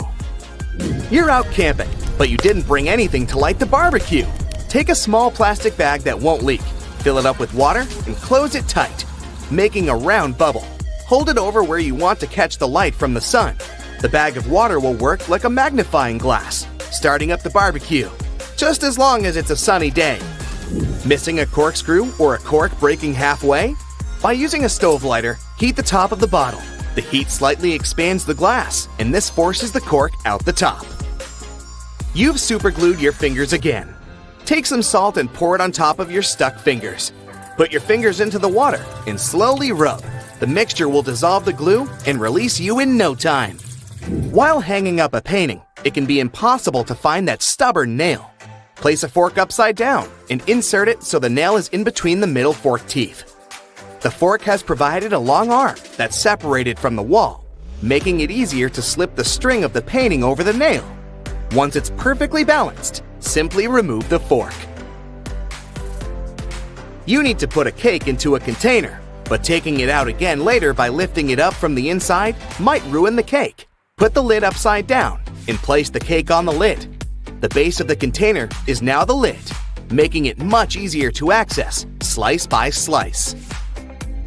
Pour out water more efficiently from large jugs and bottles by swirling. This will make the liquid inside spin, creating a vortex. The vortex allows for the air to flow back into the bottle as the water pours out, much faster than the glugging alternative. There's an easier and less messy way to remove eggshells from a boiled egg. Once fully boiled, crack the shell on both ends by tapping them. On one end, pinch off the shell. Use the opened end to blow with your mouth. The force of air will push the flesh and expand the eggshell, forcing out the egg undamaged. When the hinges of your laptop break, repairing them can cost up to $300. A far cheaper fix is to buy a picture frame and tape it to the back of the screen. You've dropped a small piece of jewelry on the floor, seemingly impossible to find. Take a stocking and place it over the end of the vacuum hose. Give the area a good vacuum and check the end periodically. You will eventually find it sitting at the end. You've drilled a hole in the wall, but the drill hole is now too wide. Remove the screw and find an object that is slightly shorter and thinner. Pieces of plastic, small wires, paper clips, or even toothpicks are perfect. Place whichever item you find inside the hole. It's filled the gap enough so the screw will now re-enter securely. Taking the trash out can put you in a gross scenario of getting bin juice on you. A great way to avoid this is by placing old papers at the bottom of the bag. Now, not only does it absorb all the liquids from the food and other sources, but also helps prevent bad smells from forming within a bin. Nobody likes mosquitoes, and pesticides are pricey. A cheap alternative is to take a plastic bottle and cut the top part off from the bottom of the funnel. After removing it, turn it upside down and put it inside the bottle. Mix 2 cups of warm water with 2 tablespoons of sugar. The mosquitoes will be attracted to the formula inside and become trapped. Now just sit back and relax without getting bitten. Linda is an intern at a dental clinic. She's walking up to her car with a coffee in one hand and a purse in the other. She takes out the keys, but they fall out of her hands. She puts the bag on the car's roof, picks up the keys, opens the door, starts the engine, and drives away. She pulls out onto the road and realizes she must have left her bag on the roof. Linda pulls over, gets out, and looks back. Her purse is on the ground. Linda's approaching it, but a truck runs over the bag. Her cosmetics, a cell phone, a book, and everything else is flattened and broken. Linda gets out a smashed curved tube of toothpaste. She squeezes the gel onto her palm. How is this possible? There should be a complete mess inside the tube, but somehow, these 3 colored stripes didn't mix. They're running parallel to each other with the same thickness. Linda decides to find out how it works. She comes home and puts the toothpaste in the freezer. After a couple of hours, she takes out the tube and cuts it in half. She sees a frozen substance with 3 colors inside. It seems they put the gel in the tube in this way, with 3 stripes. When you squeeze the tube, the paste comes out evenly. Okay, but why don't these colors mix inside? Linda finds out there's a whole science studying the deformation and flow of substances in liquid, gaseous, and soft solid states. They call it rheology. They use this science to create the necessary viscosity and density of toothpaste to prevent it from mixing inside the tube and turn it into foam as you brush your teeth. They put toothpaste in the tube from the backside with the help of a special machine. Different strips inside the tube have the same rheology. Under uneven pressures, they retain the same thickness and flow. When at rest inside the box, these strips have a more voluminous shape. But when you squeeze them, they get thinner as they approach the nozzle. They're released at the same speed and consistency, no matter how hard you press. The toothpaste regains the thickness after being pressed. It's like a marshmallow that returns to its shape after you've smashed it. Some dental companies equip their product with a small cylinder connected to the nozzle inside the tube. They fill the pack with white paste and put a small amount of 2 colorful gels on the sides of the cylinder. As you're squeezing out the toothpaste, it's passing through both sides of the cylinder and pushing the colored gel out of the container. Then, all of it comes through the nozzle in the form of 3 stripes. There are a lot of different patterns of toothpaste. It can be 3 stripes or just 1 color. But white, red, and blue are the classics. The white stripe is responsible for whitening teeth and removing the dirt. This is an essential function of toothpaste, so there's a lot of white gel. The blue stripe is responsible for fresh breath and protection from germs. The red color protects and strengthens the gums. This is not a strict rule, and companies may change the functions of the stripes however they want. Linda is a little dizzy from all this knowledge, but she seems to understand everything. She squeezes the toothpaste onto the brush and thinks, why does the brush have exactly this length? And why should the toothpaste cover it completely? Brushes have various shapes, but their proportions are generally explicitly created for comfortable cleaning. And here's a little secret about the amount of toothpaste. You don't need to cover the entire brush. One little pea size is enough to clean your teeth. Companies want you to run out of toothpaste quickly to make you buy a new one sooner. Linda is brushing her teeth and thinking how lucky she is to live in the 21st century. Toothpaste, dentists, and dentures. So many different ways to treat and care for teeth. She can imagine how difficult it was for people long before they invented dental technologies in the distant past. It seems they all had severe teeth problems and were in pain. But in fact, they didn't. Even cave people had much better teeth than we have now. Archaeologists found evidence of this. Many ancient skulls have a perfect row of teeth without cavities. Linda doesn't believe it. She looks at her electronic toothbrush. Those ancient civilizations must have had some secret technologies that we don't know about. But there were no dental technologies. To understand how they managed to keep their teeth so healthy, you first need to understand what a tooth is. On the inside, it consists of dentin, a flexible but durable substance. The outer part is covered with the most solid material in the human body, enamel. It's made of calcium and covers each tooth. And it's not just a strong shield. Enamel consists of hundreds of thousands of thin fibers called prisms. One prism is brittle, but a bundle of 1,000,000 can be as hard as a diamond. The prisms are closely twisted with each other, like a rope, and form an ideal tooth structure. That's why teeth are a perfect tool for survival. Imagine a cave human eating meat and vegetables. This food is different from steak and salads at a restaurant. Back then, food was quite dense and solid. To chew it, you had to have strong jaws and teeth. Every meal was a real workout. During chewing, the fibers in meats and vegetables cleaned teeth from dirt and dental plaque. People had strong gums and didn't know about cavities. Their teeth were practically invulnerable. Many years later, we began to use this excellent tool for survival to chew soft buns, hamburgers, tender pâtés, and omelets. Teeth no longer received the load they were created for. That's why they've become weak. Humanity is faced with a diet that has never existed in the entire history of our planet. Too little time had passed from the moment when people were chewing on mammoths to the instant they started ordering tender meatballs at a restaurant. In simple words, softness has taken over the strongest material in the human body. Yeah, the teeth became weaker, but then another serious problem arose: sugar. Cavities appeared when they first brought sugar to Europe. This delicacy instantly became popular. They added it to food and just ate it in cubes like candies. Sugar was considered a prestigious and expensive thing. Of course, no one knew that this product would cause tooth decay.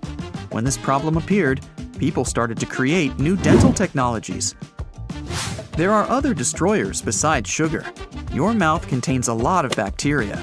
Most of them help digest food, get rid of bad microbes, and clean teeth from plaque. But there are also harmful germs that destroy teeth structure and form cavities. In the past, when food was more natural and rugged, these microbes were not dangerous for strong teeth. Today, we eat food rich in carbs, flavorings, various additives, and sugar. We help harmful bacteria multiply, making them stronger. Your lifestyle also affects dental health. In the past, people had to get food in the fields, forests, and mountains. They mostly lived an active lifestyle and burned a lot of calories. Nobody really works like that now. Training in the gym is much easier than trying to catch a mammoth. Lack of activity provides calories. Extra calories and germs create stomach problems. Gas and acids from the intestine enter the oral cavity and destroy the teeth as well. Now, just look at these guys for comparison. Cats, lions, bears, tigers, cows, and other animals with teeth still eat the same way they did millions of years ago. And that's why they hardly ever have dental problems.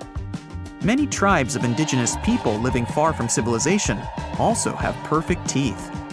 Linda realizes that all this is true. And what do we all have to do with that? Move to a distant island and eat bananas? No worries, It's not that bad after all. Just eat less sugar, clean your teeth with a brush, and use dental floss twice a day. Visit the dentist regularly, and everything will be fine. Over 40 billion Oreos are made every single year. It's the world's most popular manufactured cookie.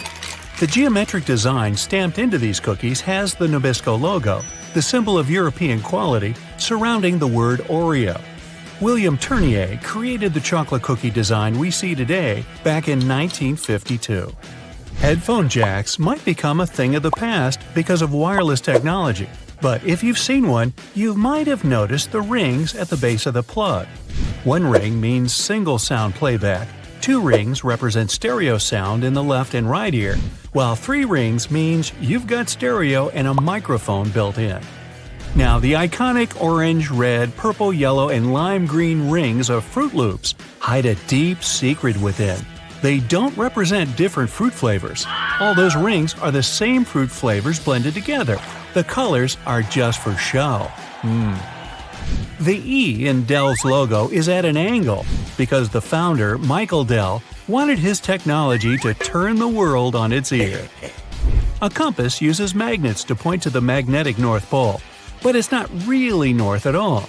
The North Pole of a compass magnet points toward the north because the north and south attract. Earth's south magnetic pole is near the geographic north, while the North Pole is near Earth's geographic south. Confusing, isn't it? Those little red spots you sometimes see after you crack an egg are nothing to be worried about. Tiny blood spots can be caused by a small rupture in the blood vessel of the hen as it was laying the egg. Eggs with these blood spots are safe to eat, but that spot can be removed if you want. It won't affect the taste of the egg. That's comforting. Ketchup is a word taken from many cultures, like Chinese, Malay, and Indonesian. It originally meant a pickled fish sauce. Catsup is also an acceptable spelling used. However, ketchup is the most popular way it's spelled these days. Airbnb's logo isn't a bent paperclip, as it may seem to be. Bello, as it's called, for belonging, means more than that. There's a person's head, the location symbol, and a heart for love. All joined together, they make Airbnb's iconic A and symbol of togetherness. E120 or Natural Red 4 food coloring, aka carmine, is made from tiny beetles. It's been used to color anything from cakes to candy to even drinks. That shine on candy also comes from bugs. This time it's the Indian female lac bug. The beetle leaves behind a substance that is scraped from the trees to be formed into dry shellac that gives that glossy look. The Mozilla Firefox logo isn't a fox at all surrounding the planet. It's a red panda instead. The name Firefox is the English translation of its Chinese name. Those maintenance covers in the street are around for safety reasons. In past civilizations, like ancient Rome, manholes, that's what they were called back then, were square-shaped slabs of stone. Unfortunately, these were prone to accidents. If they weren't placed properly, a square cover could slip through the square hole diagonally. Ow! Placing a round cover eliminated this problem. A circle cover won't slip inside because there are no angles. A tomato isn't technically a vegetable, but a fruit. Banana trees aren't related to palm trees or trees at all. They're herbs. Banana is considered an herb because it never builds a woody trunk the way a tree does. Instead, it forms a succulent stalk, like lemongrass or its cousin ginger. You can call them berries as well. The Golden Gate Bridge color wasn't meant to be the orangey red that it is today. The bridge's original color was suggested to be many other colors, such as black with yellow stripes or even candy cane, to make it visible for passing ships and aircraft, especially in the frequent San Francisco fog. But when the steel arrived covered in an orange primer to protect it from rust, the architect preferred the international orange color, and it stuck. Those legs on the back of keyboards aren't an ergonomic design to help your wrists sit better. Using the legs out for too long can tire and hurt your wrists, plus slowing your typing down. The hinge legs are just there to help you see the letters and numbers better if you don't know how to touch type. The color of a chili pepper reveals nothing about its taste or heat. The smaller a chili is, the hotter it'll usually be. The heat doesn't come from the seeds, as believed, but the white membranes that hold them. Hidden within the Toblerone logo of the mountain is the image of a bear standing on its hind legs, about to eat that yodeler over there. No, not really. This is because bears are a big part of Bern, one of the biggest cities in Switzerland, where the founder created the triangle chocolate treat. Toblerone is also a play on the founder's family name, Tobler, and the Italian word Torrone for honey and almond nougat. The space below a cup of noodles is there to protect the noodles during transport. This technique is called a middle suspension. Not only are they protected better in their styrofoam cup, but it also helps those noodles soften more evenly and quickly. Now, even though you might have thought that the hole in the barrel of a ballpoint pen had no purpose, it does. It's called a venting system, which helps the ink flow more smoothly. This way, an even amount of air pressure is created inside and outside the pen, allowing the ink to flow into the point easily. One of the most recognized logos in the cycling world has a hidden item in its famous logo. Inside the Tour de France name, a cyclist hides in the O, U, and R. Those metal brackets on the top of the nozzles in gas stations have a unique design put into place in case of accidents. If a dodo accidentally forgets the nozzle is still inside the gas tank and starts driving away, the magnetic brackets separate without damaging any part of the gas pump. Wendy's logo is designed off of the daughter of creator Dave Thomas. It's also named after her nickname, but there is more to the logo than that. Wendy's collar spells out the word mom. While unintentional, it became something to mean a homey feel more than any other restaurant out there. Finding the right lane to be in while driving for your exit can sometimes be confusing, especially in a foreign country. Pay attention to the side of the road that exit signs are located. It'll be the lane you need to be in. Some toothpaste has a little seal on them that needs to be removed before you can use them. Instead of peeling back the foil layer, the toothpaste lid has a little spike on the top just for this reason. Tostitos have a secret symbol hidden right in the middle of their name. The two T's in the middle of the logo resemble two people enjoying Tostitos over a bowl of salsa. The salsa bowl is in red and forms the dot in the eye. One of the most recognizable figures in the world, the Statue of Liberty, for 16 years functioned as a fully operational lighthouse. However, the light was barely visible even from Manhattan. In 1901, it was eventually decommissioned as a lighthouse. Tourists could even visit the torch for a stunning view of the city. But an accident damaged the Statue of Liberty's torch in 1916, and it's been closed to the public ever since. The Do Not Remove Under Penalty of Law tag on mattresses isn't put there for the consumer or void your warranty either if you do remove them. In the 1900s, manufacturers used to create the filling with basically anything: animal hair, old hospital beds, or clothing. It didn't matter at the time. Strict laws created the tags to stop recycled materials from being used and sold as new. Good thing. Toyota's symbol is more than just some random rings combined. The three overlapping ovals symbolize the merge of the hearts of consumers and Toyota together. A California sushi roll is made of seaweed, rice, cucumber, avocado, and crab meat. But it's not crab meat at all.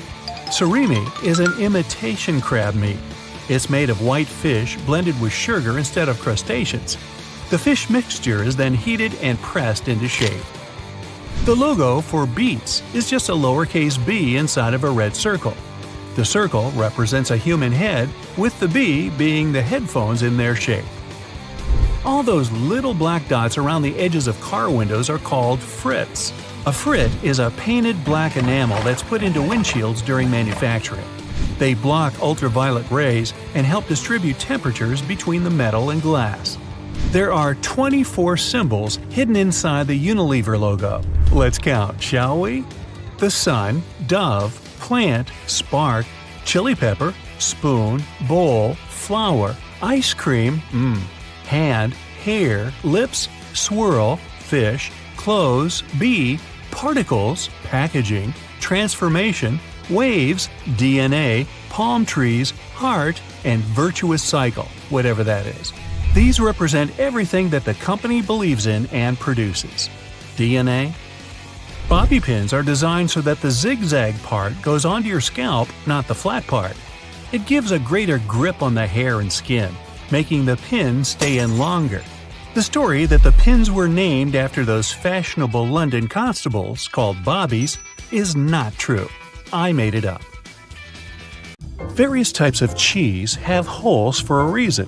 For example, Swiss cheese is made with special bacteria that produce carbon dioxide. As the CO2 is emitted, it blows like bubblegum, leaving tiny craters, also known as cheese eyes. Then the cheese is cooled down, but the holes stay in place. Over 40 billion Oreos are made every single year. It's the world's most popular manufactured cookie. The geometric design stamped onto these cookies has the Nabisco logo, the symbol of European quality, surrounding the word Oreo. William Tournier created the chocolate cookie design we see today back in 1952. If you use reusable bottles, you probably know that sometimes they smell. Even if you only use it for regular water, it still smells. But it's not the water that smells, it's the microorganisms in it. If you drink water from a bottle, the particles of your saliva and sweat stay in there. Those bacteria start to build up in the bottle, causing the smell. So, if you choose reusable bottles, make sure to wash them every day to prevent those bacteria from building up. After washing, let it dry completely before using it again. Not only are the jeans blue, but the police officers' uniforms as well. The first official police officers appeared in the 19th century in London. They were given a blue uniform to contrast with the red and white uniform that military workers had already been wearing. 2 decades afterward, the police force was adopted in the USA, and they followed the patterns. The uniform is still blue nowadays because it proved to be a good color. It's not that visible in dark hours, and police officers can observe things and people staying unnoticed. Also, stains aren't that visible on dark material. And, well, everyone knows that police officers wear blue and they're recognized it. So, why change that? Baby carrots are tiny, and unlike regular carrots, wet, not unlike baby humans. Baby carrots aren't some special sort of carrot. They're actually made of regular carrots by cutting off the skin and outer layers and then polishing them to look that pretty. The problem is they can't retain moisture. A regular carrot retains some water inside because of the layers that lock it in. Once they're chopped out, baby carrots can dry out easily, so they usually sell them in bags with some water inside. Jeans have metal rivets, and they're there from the very beginning. Jacob Davis, the man who made the first pair of jeans, added copper rivets to spots where pants are more likely to rip, flies and pockets, to make them stronger. Today, they have more of a decorative purpose, since they are distinctive and traditional for jeans. Another special thing about jeans is those tiny pockets they have that seemingly serve no purpose. Well, maybe it's true now, but years ago, when many cowboys were wearing jeans, the pocket was made specifically to keep a pocket watch there. Also, back then, a pair of jeans had just 4 pockets. That tiny pocket, the watch pocket, 2 big pockets in front, and just 1 pocket in the back. Car headrests are all about comfort, and detachable headrests are all about safety. If you pull the headrest out, you'll see 2 sturdy metal bars. If you ever get locked or trapped in a car, you can use the bars to smash the window and get out. Those little red spots you sometimes see after you crack an egg are nothing to be worried about. Tiny blood spots can be caused by a small rupture in a blood vessel of a hen as it was laying the egg. Eggs with these blood spots are safe to eat, but that spot can be removed if you want. It won't affect the taste of the egg. Oh, that's comforting. Hidden within the Toblerone logo of the mountain is the image of a bear standing on its hind legs, about to eat that yodeler over there. No, not really. This is because bears are a big part of Bern, one of the biggest cities in Switzerland, where the founder created the triangular chocolate treat. Toblerone is also a play on the founder's family name Tobler and the Italian word Torrone for honey and almond nougat. The space below a cup of noodles is there to protect the noodles during transport. This technique is called a middle suspension. Not only are they protected better in their styrofoam cup, but it also helps those noodles soften more evenly and quickly. Even though you might have noticed that the hole on the barrel of ballpoint pens has no purpose, it does. It's called a venting system, which helps the ink flow more smoothly. This way, an even amount of air pressure is created inside and outside the pen, allowing the ink to flow into the point easily. It's not an accident that soy sauce bottles have two spouts. The sauce is liquid, and it flows out of the bottle pretty quickly once you turn it over. Most Asian food lovers will admit they've spilled it at least once in a lifetime. That's why nowadays, restaurants prefer serving soy sauce in special bottles that have two spouts. This design allows you to control when and how much sauce will come out. Just put your finger on one spout while you pour the sauce through another. If you press your finger tightly to the spout, the sauce will stop flowing, and if you remove your finger, it will flow again. And please do not remove your finger in a restaurant. It will freak everybody out.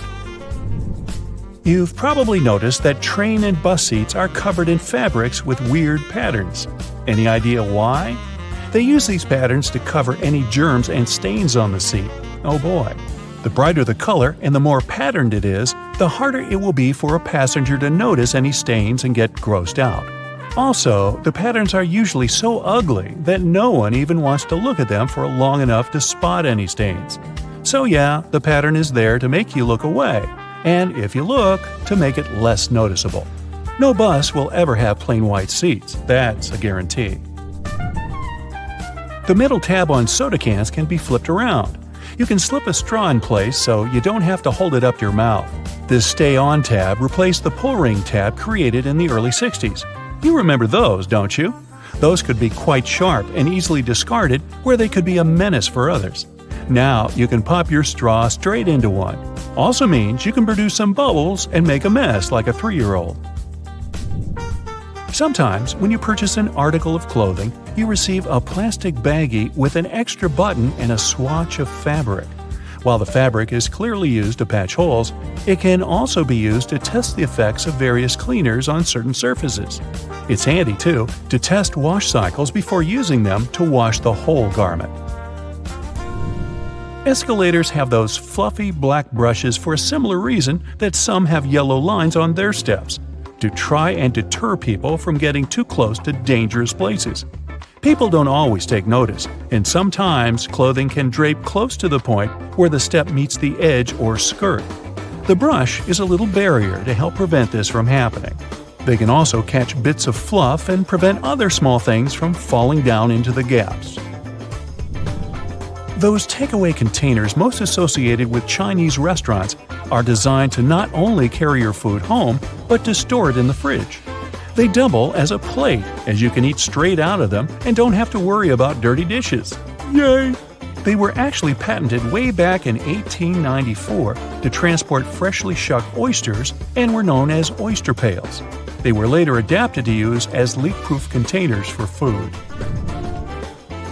Ever wondered why coins have those little ridges along the edge? It's a leftover from earlier times when they were worth more. Counterfeiters could easily file the edges off to sell as gold or silver coins to make some profit. The ridges were created so it was much easier to tell which of the coins had been altered. It's not needed today, but the coins still have that altered style. All crackers and some cookies have holes to make sure the final product has the right texture. These teeny tiny holes allow steam to escape, so your crackers and cookies won't snap. If it weren't for these holes, also known as dockers, steam would build up inside the treat, and the final result might have been scrumptious, but it would have been rather oddly shaped. Dogs like to walk in circles before snoozing because they inherited this behavior pattern from their ancestors. There were no special doggy beds back then, so most pooches would have to push down tall grass to make a sort of snoozing spot. Plus, as a bonus, those movements scared off all the critters lurking in the vegetation. Donuts are ring-shaped for a similar reason. If they hadn't had holes right in the center, the dough there would have always been undercooked.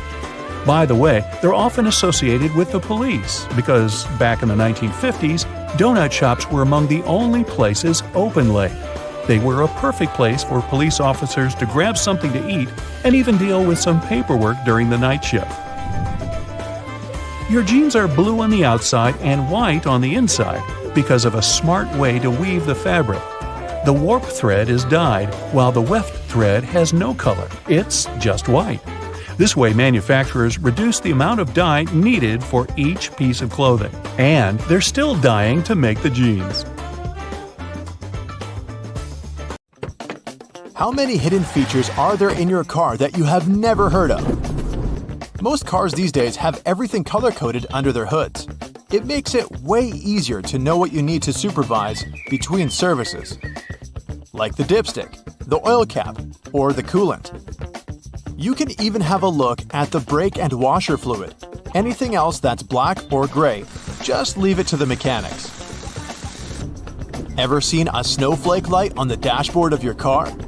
It's not there to let you know the winter holidays are coming if that's what you're thinking. It's actually a sensor that indicates the exterior ambient temperature. It gets activated and pops up the light whenever there's a road warning due to a sharp drop in temperature. It may sometimes even come on with an audio warning or a message on your dashboard to warn you that the roads may be getting icy, so you can either adapt the speed or change to the appropriate tires if necessary. Most cars come with added features for the summertime too, like those neat sun visors. Yours might have an added bonus you might want to check out. We all know they twist to help the driver out when the sun is not shining from the front. But some of them can also extend, so they can provide shade to a larger area. If you figure out your sun visor doesn't extend, there's a simple solution though. Buy a sun visor extender. You can even find them online. They work by being attached to your existing sun visors or windows for better shade coverage and visibility. Let's find some hidden features at home. It's not rocket science, but there is a wrong way to make ice in the freezer, and that's because you're probably not using the ice cube tray correctly. They come with that particular shape because you need to fill the trays until there's a layer of water on the top. This layer will help remove the cubes faster from the tray because it will crack when twisted and leave each cube poking out. You can then grab them in no time and enjoy your drink.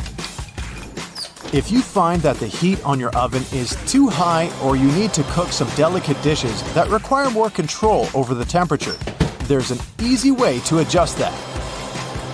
The knobs on your oven should come with calibration screws on their backs. Pop out the plastic knob and adjust it to your preferences. Be sure to disconnect the oven from any energy source before doing it. Do you know what your stove and your car have in common? They both have hoods that you can open if you need to have a peek, or if they need some cleaning.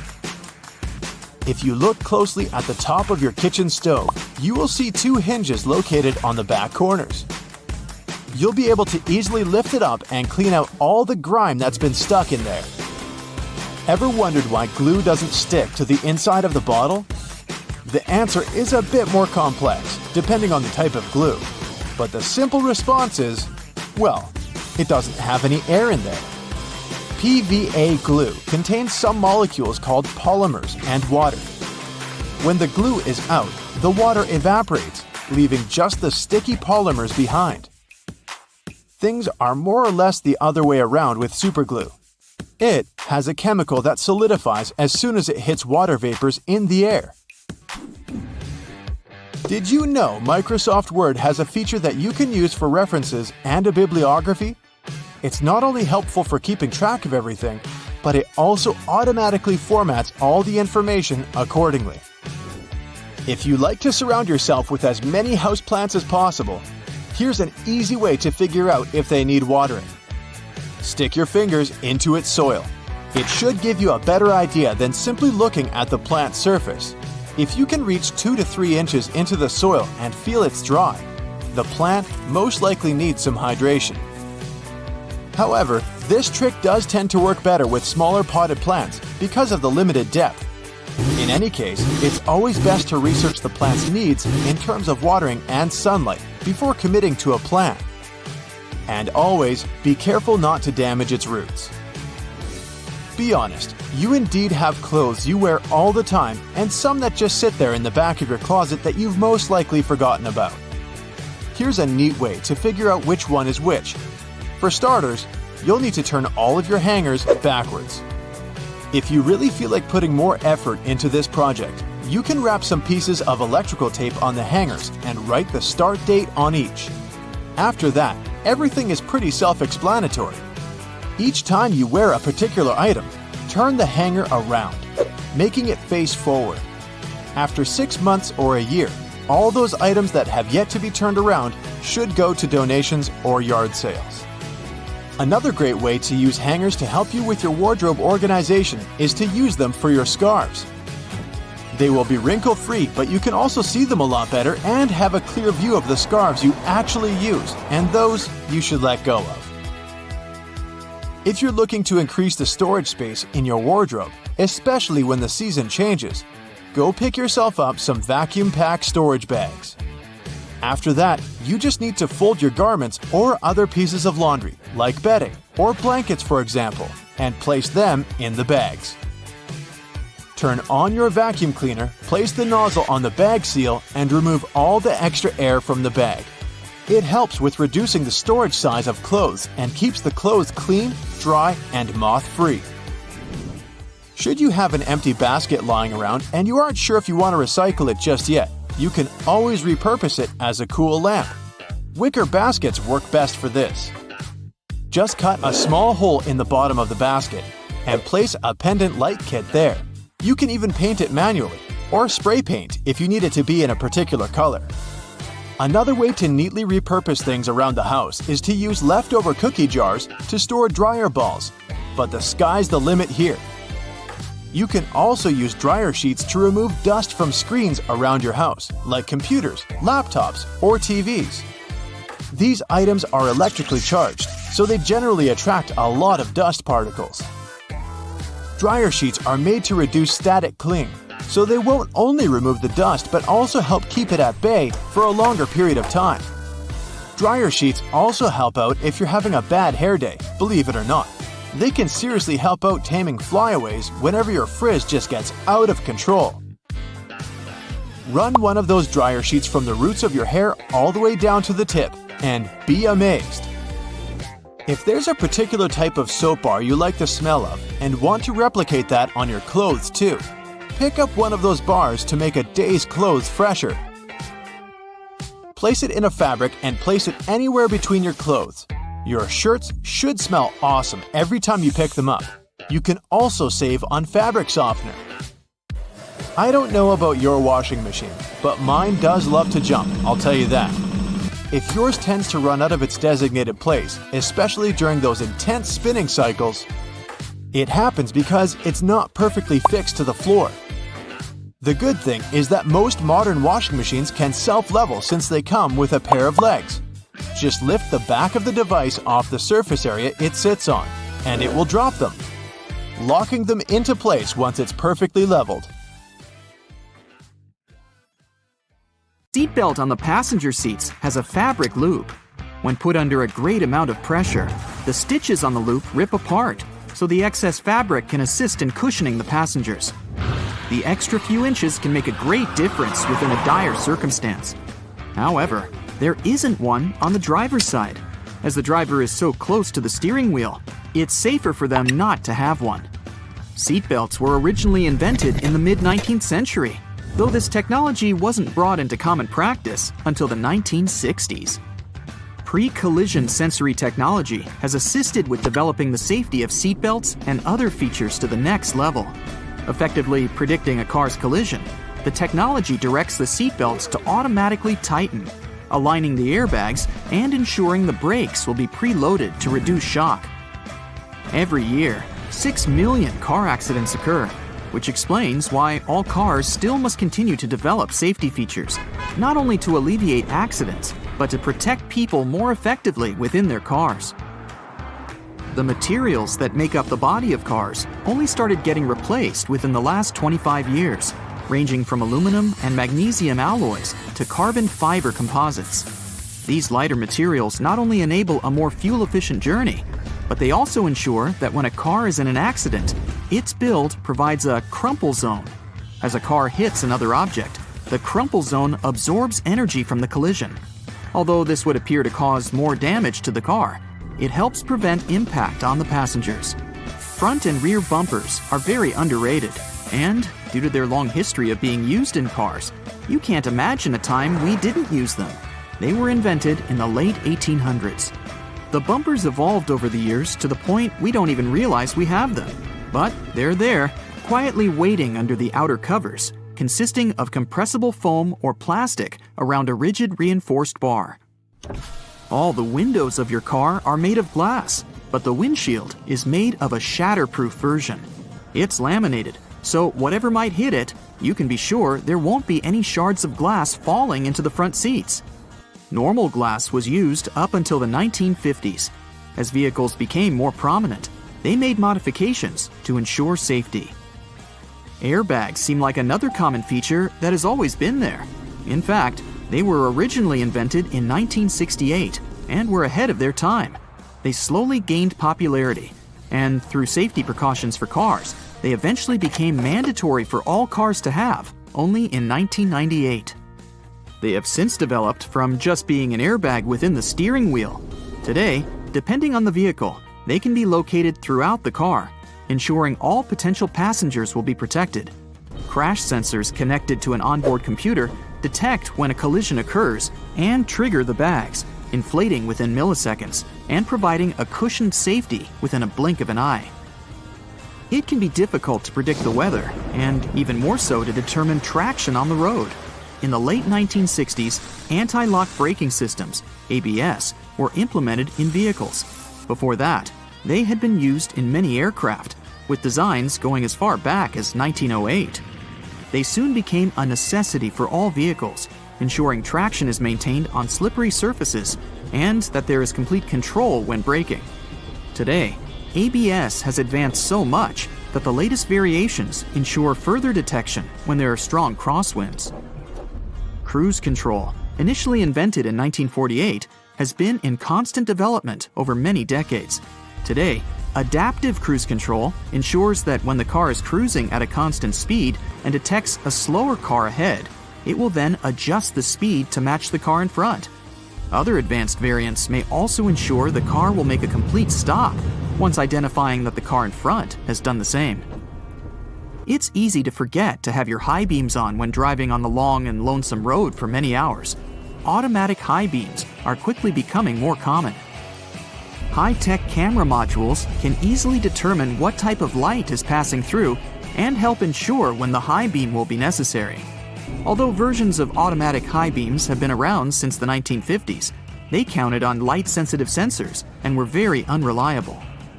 The new varieties can identify the sources of light, whether it's from the sun, directly from a car's light, or even from the reflection on a sign, ensuring you won't cause issues with other drivers.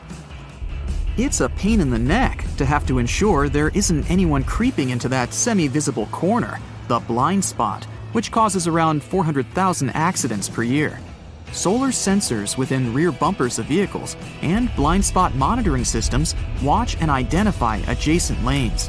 They alert the driver that a vehicle may be in the lane beside them, whether by flashing lights on the dash or from beeping sounds. This way, they help to alleviate the many concerns the blind spot causes.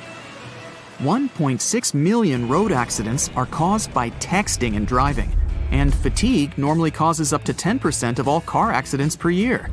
The driver attention monitor helps to alleviate both statistics. It works through sensors that monitor the car's movements and the amount of steering corrections to ensure the driver is paying attention to the road. When the system identifies that the driver isn't completely awake or is slightly distracted with their phone, it will prompt signals to suggest it's time for a break.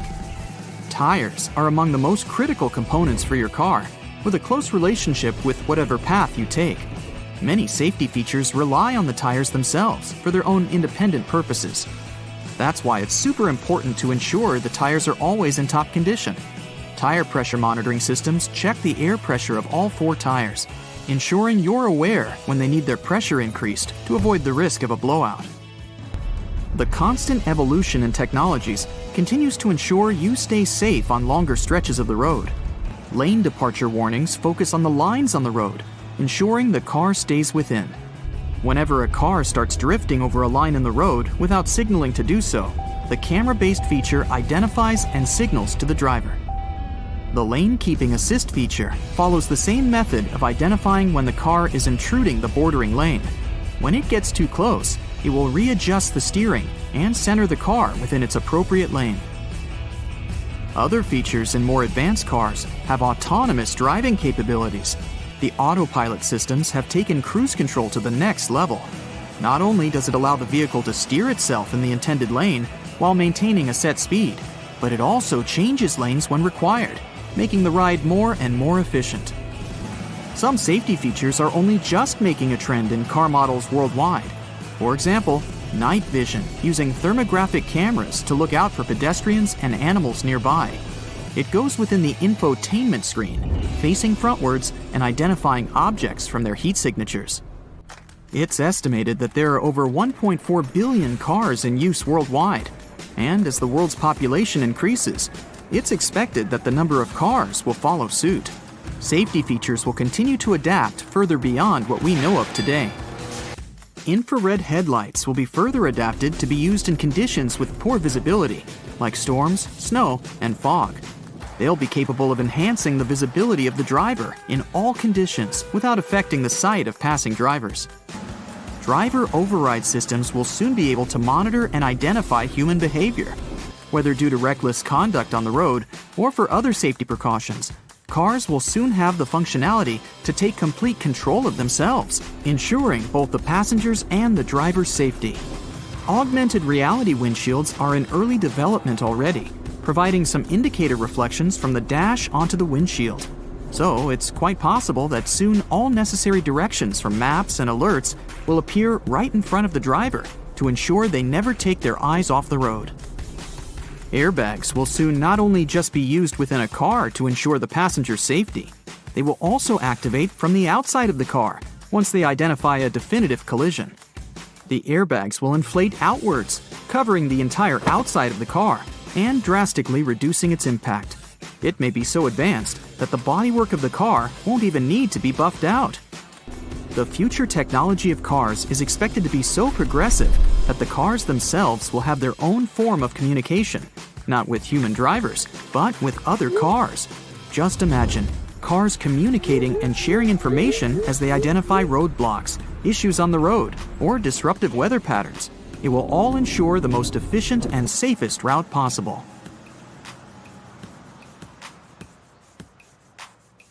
After a bad day at work, you decide to hide yourself from the rest of the world. You turn off your phone and your laptop and lock yourself inside the bathroom.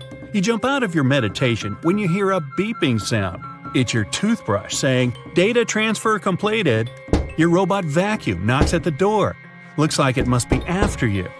Robot vacuums make a map of your home to get around and plan cleaning better. They can share this map with other gadgets via Wi-Fi and store them in the cloud. When advertisers get access to those maps, they can get an idea of your home size, your income level, and lifestyle to send the right ads your way. Vacuums don't have microphones, but their navigation systems can be repurposed to listen to your conversations. They map the room with a laser beam directed at objects. Sound waves affect that light. If you collect that data, you can convert it back into sound waves and identify what someone said. Headphones and microphones are based on the same idea. Headphones turn electrical signals into sound, and microphones turn sound into electrical signals. If you plug your headphones into the microphone jack, they'll work as a microphone. Bad guys learn to do it remotely without your consent. There's malware that retasks your computer output channel into input channel. It can record sounds from across the room even when the headphones are in their jack and the microphone is turned off and disconnected from the computer. Then it compresses the audio and sends it over the internet. There are computer mice that look like regular ones but have microphones and a built-in SIM card in them. The mics are so powerful they can even record whisper and broadcast that audio in real time. To activate it, you have to call the SIM card number and it goes on silently. To deactivate it, you can send an SMS to the same number. Some employers confirmed eavesdropping on their staff using that technology. A smart toothbrush remembers every move you made with it and shares it with you when you're done brushing.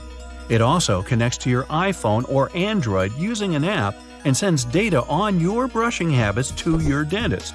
They can watch over your brushing process and give you tips on how to take better care of your teeth. Smartwatches, fitness trackers, and other smart wearables monitor your health and can determine if you're walking, running, or driving with their built-in sensors. If third parties get control over that data, they can also monitor your hand movements as you unlock your phone, enter your PIN code at the ATM, or your password at the computer. The gadgets are smart enough to accurately guess all that secret data most of the time. They can also find out the email address you used when you registered with the app to identify who you are. Pacemakers and other health devices send patient data over the internet. In theory, criminals could obtain it during transfer and change it to look like the patient needs hospital treatment. That would make them leave their home, and bad guys could take advantage of the situation. Smart toys that have cameras and microphones in them can record videos and sounds and send them to the toy maker. To keep prices on smart toys lower, they don't add expensive security mechanisms to protect that data. If cybercriminals get a hold of it, they can steal pictures, videos, or audio, and even identify GPS coordinates of the house. LED lights equipped with sensors and connected to video cameras can watch over and listen to conversations over a large distance. This technology was used at one large airport for security and comfort reasons. Cybercriminals went further and learned to use ordinary light bulbs for eavesdropping on conversations. To do it, they need a clean line of sight between a powerful telescope and the bulb of the right thickness. It won't work if you have drapes on your window. When you're talking or listening to music, there are changes in air pressure on the surface of the bulb and it's shaking a bit. A special converter can turn data on the sounds from electrical to digital. Internet-connected thermostats can be operated remotely, and that made them desirable for cybercriminals. They once got access to millions of debit and credit cards data through a large retailer's heating and cooling system. Other bad guys found a way to remotely lock smart thermostats controls and demanded ransom to unlock them. Smart fridges can tell you when it's time to buy milk as they track your food preferences and have great connectivity. Smart dishwashers, coffee machines, washers, and dryers are also collecting and transmitting your data, even at moments you don't think they're doing it. Criminals can make use of that data to find out a lot about your schedule and guess when you aren't at home. Your voice assistant makes your life easier, but it must listen to you 24/7 to make that possible. They never record anything you say before you activate them with your voice. Everything that follows is stored in the cloud and can be of use for different companies. They can learn what music you like to listen to, what news stories interest you the most, and where you make your reservations. Some companies hire human reviewers to listen to commands to see if voice recognition works well and improve its accuracy. Xbox admitted they also hired people to listen to users' audio to improve voice command features. The problem is that it made some recordings by mistake and strangers were listening to personal chats. Home security cameras can take videos, pictures, and audio recording and upload them to the cloud without you even knowing. Manufacturers say it's done to improve object recognition. You can get access to that camera footage remotely using an app. There are programs that can guess a CCTV password and forward the video stream to a third-party computer.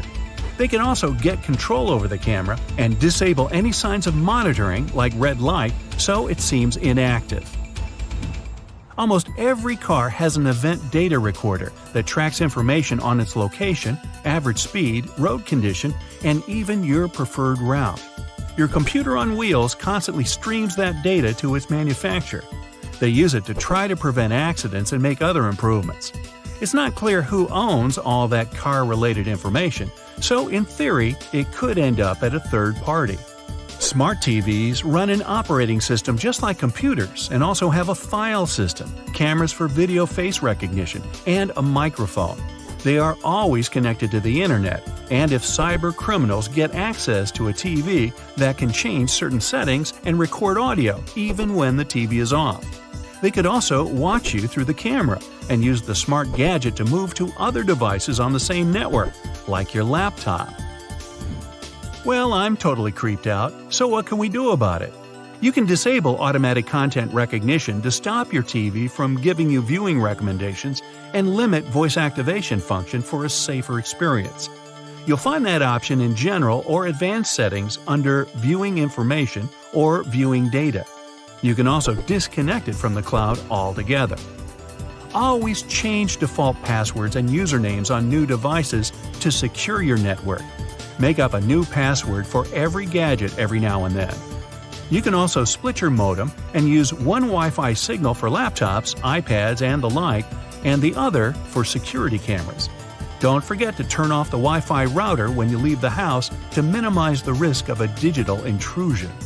Whenever possible, enable two-step authentication that demands physical access to the device to log in.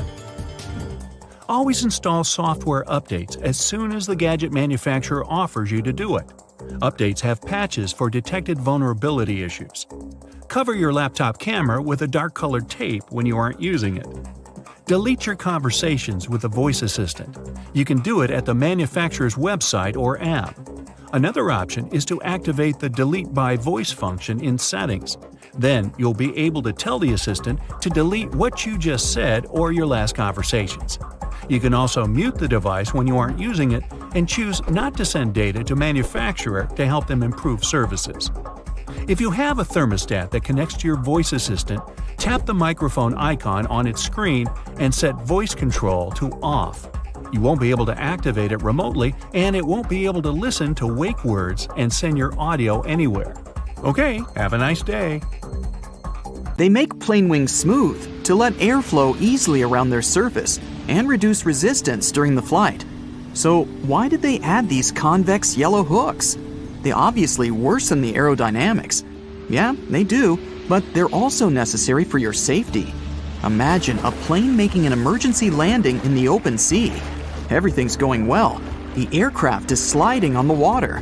Then rescue boats sail to this place to evacuate the passengers. They leave the plane through emergency exits located above the wings. Before the door opens, the escape slide inflates. Passengers need to walk on the wing and go down the slide, but the wing surface is slippery because of water. They might fall and get hurt. To prevent this, the stewards install a rescue rope. They attach one end to the door and the other to the edge of the wing, passing it through these hooks. During the evacuation, people hold on to this cable like a railing and don't fall. They can also attach rescue boats to the wing with a rope and these hooks, so the sea won't take people far away from the plane. By the way, the plane can stay on the water for 10 minutes to 60 hours, depending on the model, weather conditions, and the pilot's skills. Both the main and emergency exits have extra handles for crew members. During an evacuation, people may panic and accidentally push the flight attendants off their feet. To avoid a fall, they hold onto these handles. A seat belt on an airplane has a slightly different purpose from that in your car. The one in the vehicle protects you from a horizontal hit. When a plane is going through turbulence, it's shaking up and down. Your waist belt keeps you from hitting the ceiling. Crew members have handcuffs for problem passengers. If someone behaves badly and interferes with the flight attendants have the right to chain them to their seats. To do this, they use police handcuffs or plastic ties. This is the maximum that can be done during the flight. Then they report a rowdy person to the airport and hand them over to the police after landing. During an emergency, oxygen masks drop automatically. They have an extra purpose you might not know about: to equalize the pressure and prevent panic. Air pressure can change because of turbulence. So, among other things, the masks help passengers stay calm. Your seat is your safe haven. That life jacket under it won't let you drown. Also, the seat's surface is made of waterproof material. If water gets into the cabin, the seat will save you from freezing, since it won't get wet. It's also fireproof. The cover can prevent the fire from spreading through the cabin. But more importantly, it can save you from the flames. Of course, you'll most likely never have to use this feature, but it's nice to feel safe, isn't it? You can use the tray table in the seat in front of you like a hammock. Just tie a belt, a blanket, or a towel around the table and stretch your feet out. You might have noticed black triangles on the wall above the seats. For you, as a passenger, they may indicate the seats that have the best view of the wings, where you can take the most beautiful flight photos. But the triangles weren't created for your camera. The crew members monitor the condition of the aircraft through windows under these signs. Suppose the wings freeze, the engine catches fire, or the pilot receives a signal about some problem. In that case, the crew will quickly move to the triangles and assess the situation. And there you are, sitting under the triangle, looking at the wing and thinking, why are the wings located in the lower part of the plane? They could install them above the windows or right in the center. Actually, some planes have them in the middle and higher up, and each location makes sense. The engine and turbines are under the wings. It's much easier to repair them since they're close to the ground. And in case of an emergency landing in the sea, the wings act as a rescue cushion. They help to keep the plane on the water. Empty fuel tanks under the wing can also help the plane stay on the surface. But this position has certain risks. Debris can get into the turbines on the runway. Fortunately, this is unlikely to happen since they carefully clean it. Planes with wings in the middle get the least air resistance. That's why they build fighter jets and supersonic aircraft this way. Big cargo planes have wings in the upper part of the hull. Thanks to it, the aircraft stays close to the ground. It makes it easier to load cargo. Also, it's safer to land on unprepared runways with high wings, since debris won't get into the turbines. The aerodynamics of these planes works better thanks to such wings. They get less air resistance and deliver cargo faster. Oxygen inside the masks is a combination of chemicals. The transportation of oxygen tanks is too expensive for the airline. They take up a lot of space and increase weight, which leads to extra fuel consumption. Therefore, they use a chemical oxygen generator. It's located in the panel above your head. There's a small tank with barium, sodium, and potassium compounds. They mix and create a hot chemical reaction that releases oxygen and passes it into the mask. Small holes in windows save the glass from breaking. The air pressure inside the aircraft is much stronger than that outside. The difference is so big that the air can just break the glass from the other side. To prevent this, they drill small holes. The air penetrates there and reduces the load on the window. By the way, they have a round shape for the same reason. It's ideal for an equal distribution of air. If they were square or triangular, air streams with moisture would accumulate in the corners. It would lead to destruction. Plus, all water gets dried out thanks to the hole. Windows are made of triple glass. The outer glass takes the pressure. The middle one works like a fuse. The third layer protects the second one from passengers who like to touch it. Technically, the plane could fly with one layer, but it would be dangerous. They also installed extra protection for the wheels. They experience huge loads during landing, but don't worry, they won't burst. The tires can withstand pressure 5 to 7 times bigger than they actually get. See the toilet sign on the door? There's a secret latch under it. Crew members can unlock the door from the outside, so don't expect complete privacy. Of course, it's prohibited for other passengers to do that. The cabin crew can open it in case of emergencies. When flight attendants pass through the cabin during the flight, they always touch the upper shelves above the seats. They don't check if the luggage compartments are closed. Along the bottom of these compartments, there are handles in the form of jagged edges. Flight attendants hold on to them not to fall. It's a pretty convenient thing, especially for those who don't like touching the seats with sitting passengers on the way to the toilet. There's an important reason why they install turbines under the wings. Previously, they put them in the plane's tail to improve the aerodynamics of the flight. If one of the engines stopped working, the cabin wouldn't shake so much. Yes, planes can fly with one turbine running. Also, the wings were thinner and streamlined thanks to turbines in the tail, which was also good for aerodynamics. but it turned out that such a location meant additional costs. The engine in the tail was inconvenient to maintain. They used to place it high, so people needed special equipment and extra time to service it. And of course, it affected the ticket price. They started to install turbines under the wings to save money and time. Have you ever noticed the flashing light in the cabin before takeoff? This happens when the pilot disconnects a plane from the airport power supply and switches to the onboard one. This rapid transition may cause flashing. Next time you follow a recipe where you need to separate egg yolks from whites, try this. Peel a clove of garlic and rub your fingers with it. Carefully break an egg into a bowl. With your garlicky fingers, pick up the yolk. And voila, you can now marvel at how perfectly it separates from the egg white. If it's egg peeling time, there are 2 easy ways to do it. When cooking eggs, add a teaspoon of baking soda to the boiling water. This will make peeling eggs much easier. You can also place them under cold running water as soon as they're ready. The eggshells will come off much easier, and you won't burn your hands while peeling the eggs. The sides of roads have sleeper lines for a very important reason. Their main function is to alert those drivers who doze off behind the wheel. When a car starts steering off the road, the tires go over the lines, and the sound wakes the driver up. Those price tags and labels that come glued to your Tupperware are easier to remove than you might think. No need to waste hot water and soap trying to remove them. Take a hairdryer instead. Blow some hot air directly onto the tag for a minute or so. There you go, the label comes off at once. White household appliances might get yellow with time. To make them white again, use this simple trick. Apply bleaching cream to the surface of an item. Wrap it in plastic and let it stay this way overnight. The next morning, check it out. It'll be as white as when you first bought it. When you buy a pack of cans, opening it might turn into a problem.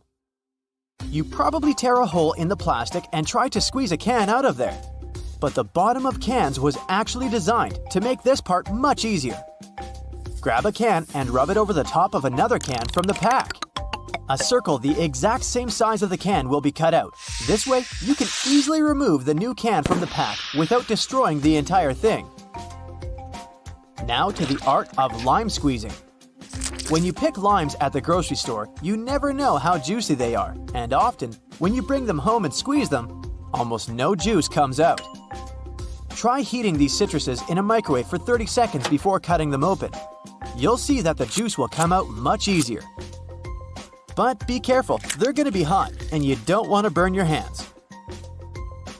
If you're hanging out with your friends and feel like listening to some music but don't have a loudspeaker, there's no need to worry. Place your phone in a cup or bowl. The sound will get louder instantly. If you don't have a hanger at hand but still need to hang your shirt, this trick is for you. Most dress shirts have a tiny loop on the back between the shoulders, and you can use it to hang your shirt. How about the worst case scenario? Your phone is running out of battery and you're running late. Try this simple trick. Switch on airplane mode. Your phone will charge to 100% in no time.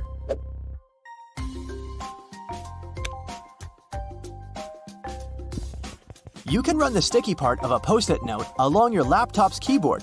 This will help remove tiny bits of food and dust that get stuck in between the keys. Avoid putting really hot food into plastic containers.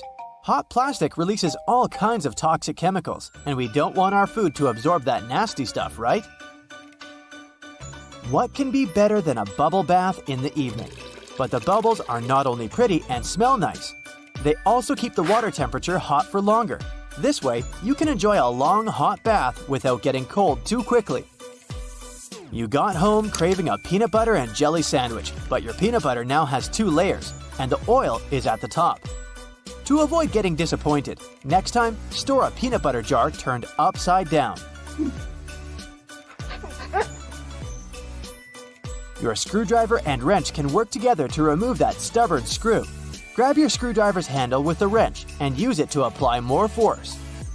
This method will also help you reach more difficult areas. There is a reason why your coffee stirrer looks like a straw. It has holes in it because it reduces the amount of plastic manufacturers have to use. Plus, they prevent the stirrer from floating. The holes in the stirrer get filled with coffee, which in turn makes it heavier. And speaking of coffee, you should never buy the product that is more than 18 months old. Make sure to look at the best before date when buying it. If you've ever had trouble with those classic salt and pepper shakers, the ones you may see in diners, I've got a trick for you. Instead of shaking your entire arm to try and get some salt out of the container, try rubbing the bottom of one container with the bottom of the other. Grab the salt and hold it so that the bottom of the container faces downward. Now, while holding the pepper shaker upright, rub the two bottom parts together, creating circular friction between them. After this, the salt will spill effortlessly. After a long day of hiking, your shoes might smell funny. Well, I've got good news for you. Put dry tea bags inside your shoes and keep them in a dry place for a while. The tea bags will absorb bad smells and make your shoes dry. If you've torn your flip-flop while taking a walk, there's a way to save the day, but only if you have a bread clip with you. First, push the strap back into its hole. Then attach the bread clip to the bottom of the flip-flop strap. Here you go! Your body needs a daily amount of vitamin C to boost your immune system, but oranges are a tricky fruit to peel. To avoid getting sprayed all over your face, start by cutting off both the top and the bottom parts of the orange. Then, cut the peel vertically. Hook your fingers under the opposite sides of the cut and open your orange. If it's difficult for you to figure out how much detergent you need to wash your clothes, here's a tip for you. Usually, detergent caps have markings that indicate the exact amount of liquid you should use per wash. It helps your detergent last longer. Permanent markers are not as permanent as you might believe they are. I can prove it. Let's say you used a permanent marker, thinking it was a regular one, to draw something on a whiteboard. Good news for you, you don't need to throw the board away yet. There's a way to save it. Get a regular marker and use it to draw over the lines left by the permanent one. Let it sit for a while so that both markers blend in together. The thing is, the ink of the regular marker contains a solvent that dissolves the pigment the permanent marker contains. Now take a paper towel and rub the whiteboard clean. The marker will come off easily. If you need to peel peaches, use the technique called blanching. First, heat up some water. Wait until it starts boiling. Soak the peaches in the water for about 20 seconds. Then put the fruit into a bowl with cold water and leave them for about 5 minutes. There you have it. The peel will come off nicely and easily. That plastic lid covering your drink can be used as a coaster. Take the lid off and put it on the table.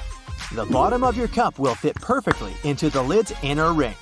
No more stained tables from now on.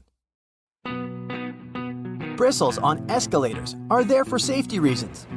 They remain stationary while the escalator is moving, preventing people from standing too close to the sides. This helps to avoid accidents like getting your shoelaces stuck. If you pay close attention to elevator doors, you'll notice they have a small hole in them. This is a keyhole, and only authorized personnel have the key to it. They use it in emergency situations or during a regular maintenance routine.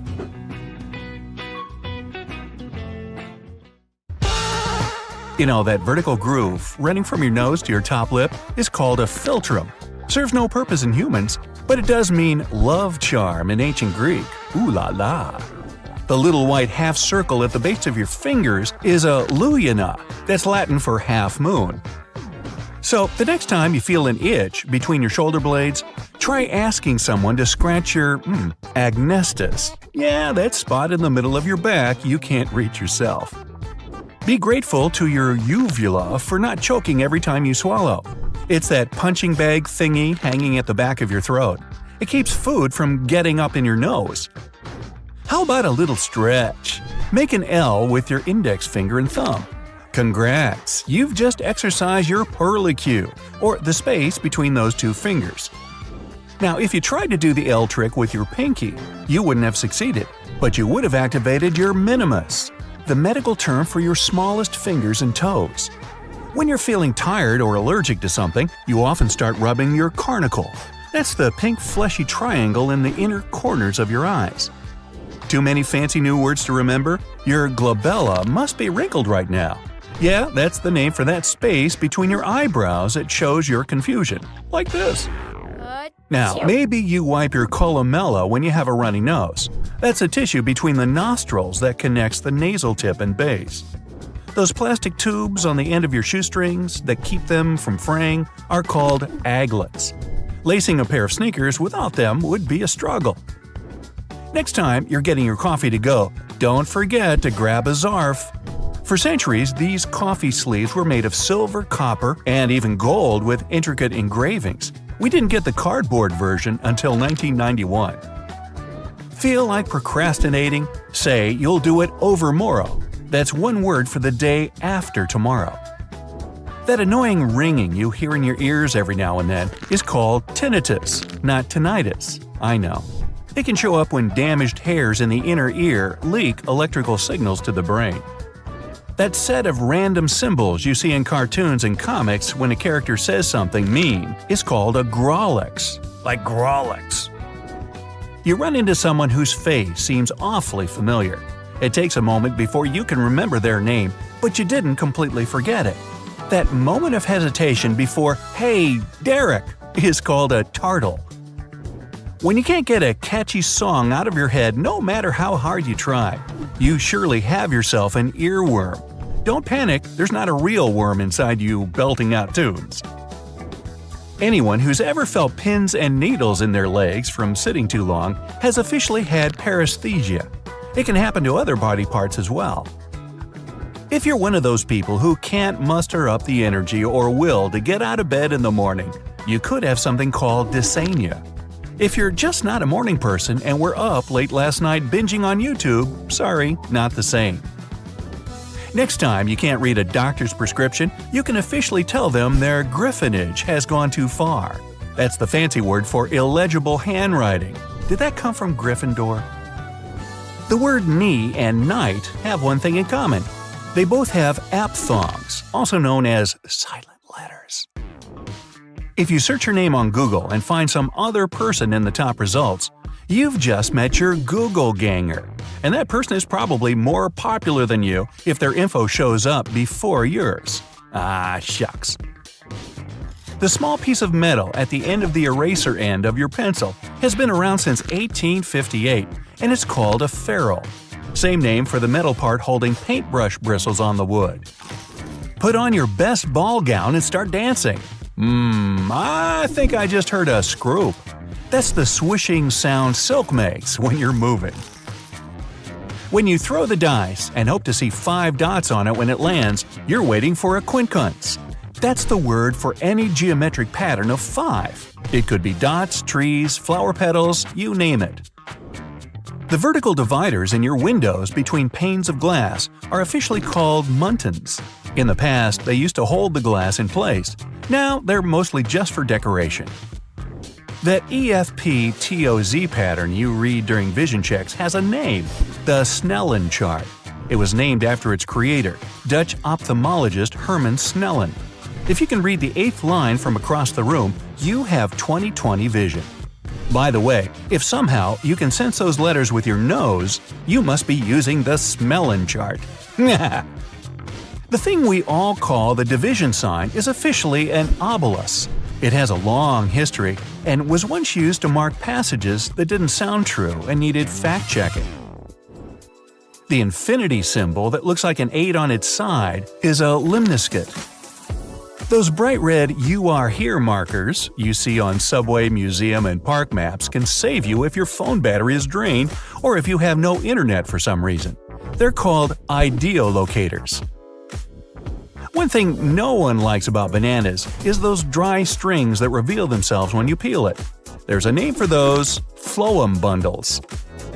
Blackberries and raspberries are clusters of different little bumps. Yes, those things have a name, and it's drupelets. Whenever you're enjoying a peach, apple, or any other fruit, there are things you leave behind because your body can't digest them. Those pits, seeds, and rinds are under the blanket term of chanklings. The bumps on one side of a ping pong paddle are pips. Pro players say the shorter the pips, the better. Longer ones don't let you control the ball as much. You know those spikes in a fork as prongs, but impress your friends with another word for the same thing: tines. Depending on if the fork is for eating salad, dessert, seafood, or holding meat over a fire, it'll have a different number and length of tines. When you fill a bottle, don't forget to leave some ullage. That's a space between the top of the container and the liquid inside. Don't you just love your cat's vibrissae? That's a smart way of saying whiskers, and it describes the same thing on dogs, rats, and plenty of other mammals. Humans are the only primate without them. A nurdle usually is enough when it comes to toothpaste. That's the wavy-shaped dab you squeeze onto your toothbrush. Pizza lovers, remember this. Cornicione describes the outer part of the crust with no sauce or cheese. Some folks prefer cheese-stuffed corniciones, but I'm kind of a purist. Whenever you open a drop-down menu with an icon showing 3 lines, you're using the hamburger button. The meaningless la-la-las in a song are all vocables. If you hear "there's a bathroom on the right" instead of "there's a bad moon on the rise" in a song, you've just had a Mondegreen moment. That's what they call misheard lyrics. A good tailor knows how to make a perfect arm sigh, the holes in clothing your arms go through. The butterflies you feel in your stomach when you see your crush are collywobbles. If you close your eyes and press them with your hand right now, you'll see some phosphenes. They're those flashes of light. Every turkey has a snood. That's the fleshy red thing hanging from the forehead over the beak. I have one. Nah. When things aren't looking good, no matter what move you make in a game like chess or tic-tac-toe, you're in Zugzwang, and it's not looking good. If you make a typo or someone mishears you, but the phrase still makes sense, you've just experienced an eggcorn. For example, "to all intents and purposes" still sounds okay if you accidentally put it as "to all intensive purposes." Only 2 letters in the English alphabet have a tittle over them: I and J. Yeah, that little dot has a name. You probably didn't know your belt has a keeper, but you'll need a new one when it breaks. It's that important loop by the buckle that keeps the strap in place. A womble always comes at the worst possible time, in the middle of an important meeting, during a quiet exam, at a sentimental wedding. It's when your stomach growls. Yeah, like when I try to record these things around lunchtime. Hush now, you'll get fed soon. The warmth you feel on your face from the sun on a chilly winter day is apricity. It's not enough to melt the snow, but it sure can cheer you up. The smell of rain is officially called petrichor. You have the moist ground to thank for it. When your stomach is so full it looks like you have a big food baby in there, you're experiencing, wait for it, crapulence. A mix of an exclamation and a question mark is called an interrobang. Unlike most other punctuation marks that have been around for centuries, it was just invented in the 1960s. That's it. Now I have to go quiet my womble and have lunch, wiping my philtrum as I go. But I can't eat too much, otherwise I'll have crapulence. No worries though, there's a bathroom on the right. Now here's a trick. Instead of putting the box grater vertically on top of a plate, put it horizontally, with no plate underneath, of course. This way you won't risk scraping your knuckles because only your fingertips will eventually touch the grater when you reach the end of the process. Also, it gives the grater more stability, when otherwise you'd have to balance the grater or even hold it in the air with the other hand. When you're done, or when there's just too much grated stuff on the bottom wall of the grater, simply turn it on its side to pour the contents into the bowl or plate. Flowers in a vase would stay fresher for longer if not for the bacteria that breed in the water. Since copper has some antibacterial properties, dropping a penny into the water will help keep the microbes at bay and let you enjoy your flowers for that little bit longer. An easy way to check if your bed linen has dried completely is to put a small mirror in between the layers for about 5 minutes. If the mirror has steamed up when you pick it up, it means the sheets are still a bit damp. Let them dry until the mirror stops getting cloudy. A damp bed is a lovely breeding ground for fungi and bacteria. Okay, I'm in. If you have a not very healthy habit of eating in front of your computer, You'll be surprised at how much crumbs and grime there is inside your keyboard. Now, you can just turn it over and shake it vigorously, of course, but that's not very good for any piece of tech, you know. So instead, take a Post-it note and run its sticky part over the keyboard. It will collect the little pieces of trash like magic. Even a better way to do it, though, is to take a slime and stick it to the keyboard, then take it away, squeeze it, and stick again in another part. The slime will fill the entire space between the keys, and its sticky properties will let it gather every little bit of garbage. Separating egg yolks from whites is easier using a plastic bottle. Break the necessary number of eggs into a bowl, and then take an empty plastic bottle and squeeze it. Hold the bottle over the yolk and release. It'll pull in air and the yolk together, leaving the white in the bowl. Repeat with the rest of the yolks and you're done. And that's no yolk. If you're tired of spitting out the stones when eating cherries or want to make a cherry pie, push the stones out with a straw. Also, many garlic presses have a special tool on their handle that can be used exactly for that. Cleaning a blender can be a nuisance if you do it manually. Instead, fill it with hot water and add some liquid soap or detergent, then run it for about 10 seconds. Rinse it afterwards, and it's clean. Plaster walls can crumble, flake, and spread dust all over the floor when you hammer nails into it. Cut a strip of masking tape and stick it to the place you want to hammer a nail in. The tape won't let the plaster crack and crumble, leaving the hole neat and clean.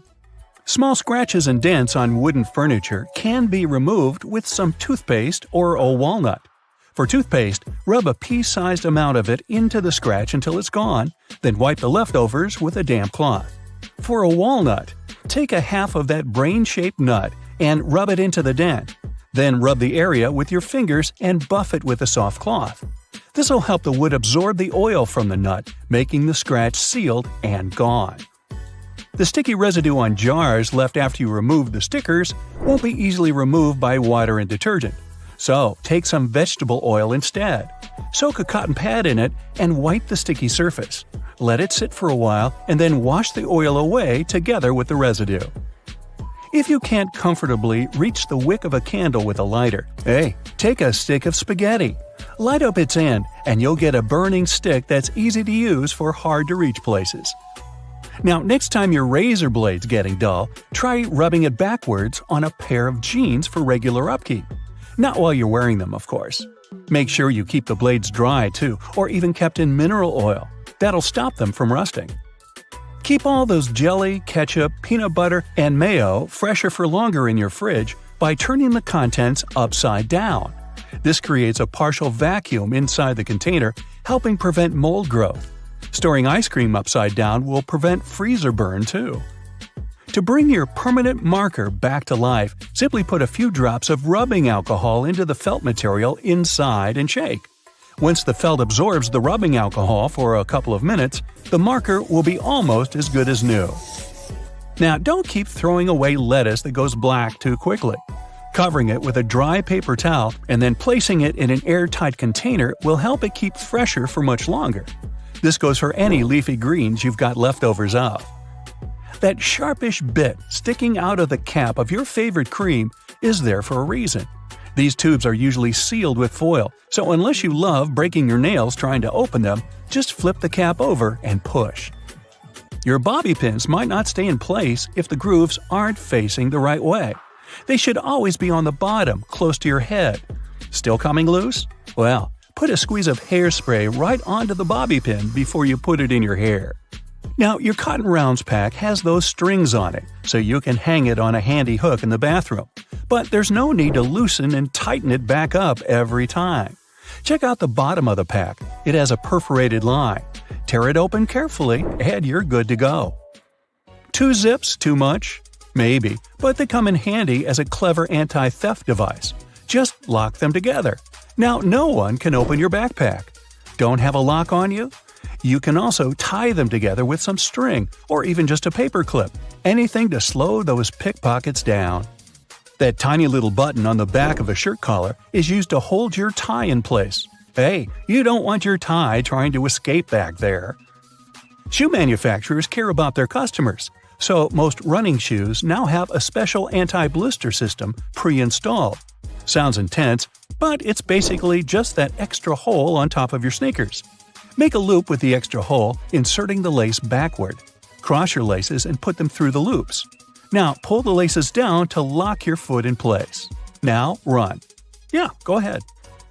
Car headrests are all about comfort, and detachable headrests are all about safety. If you pull the headrest out, you'll see two sturdy metal bars.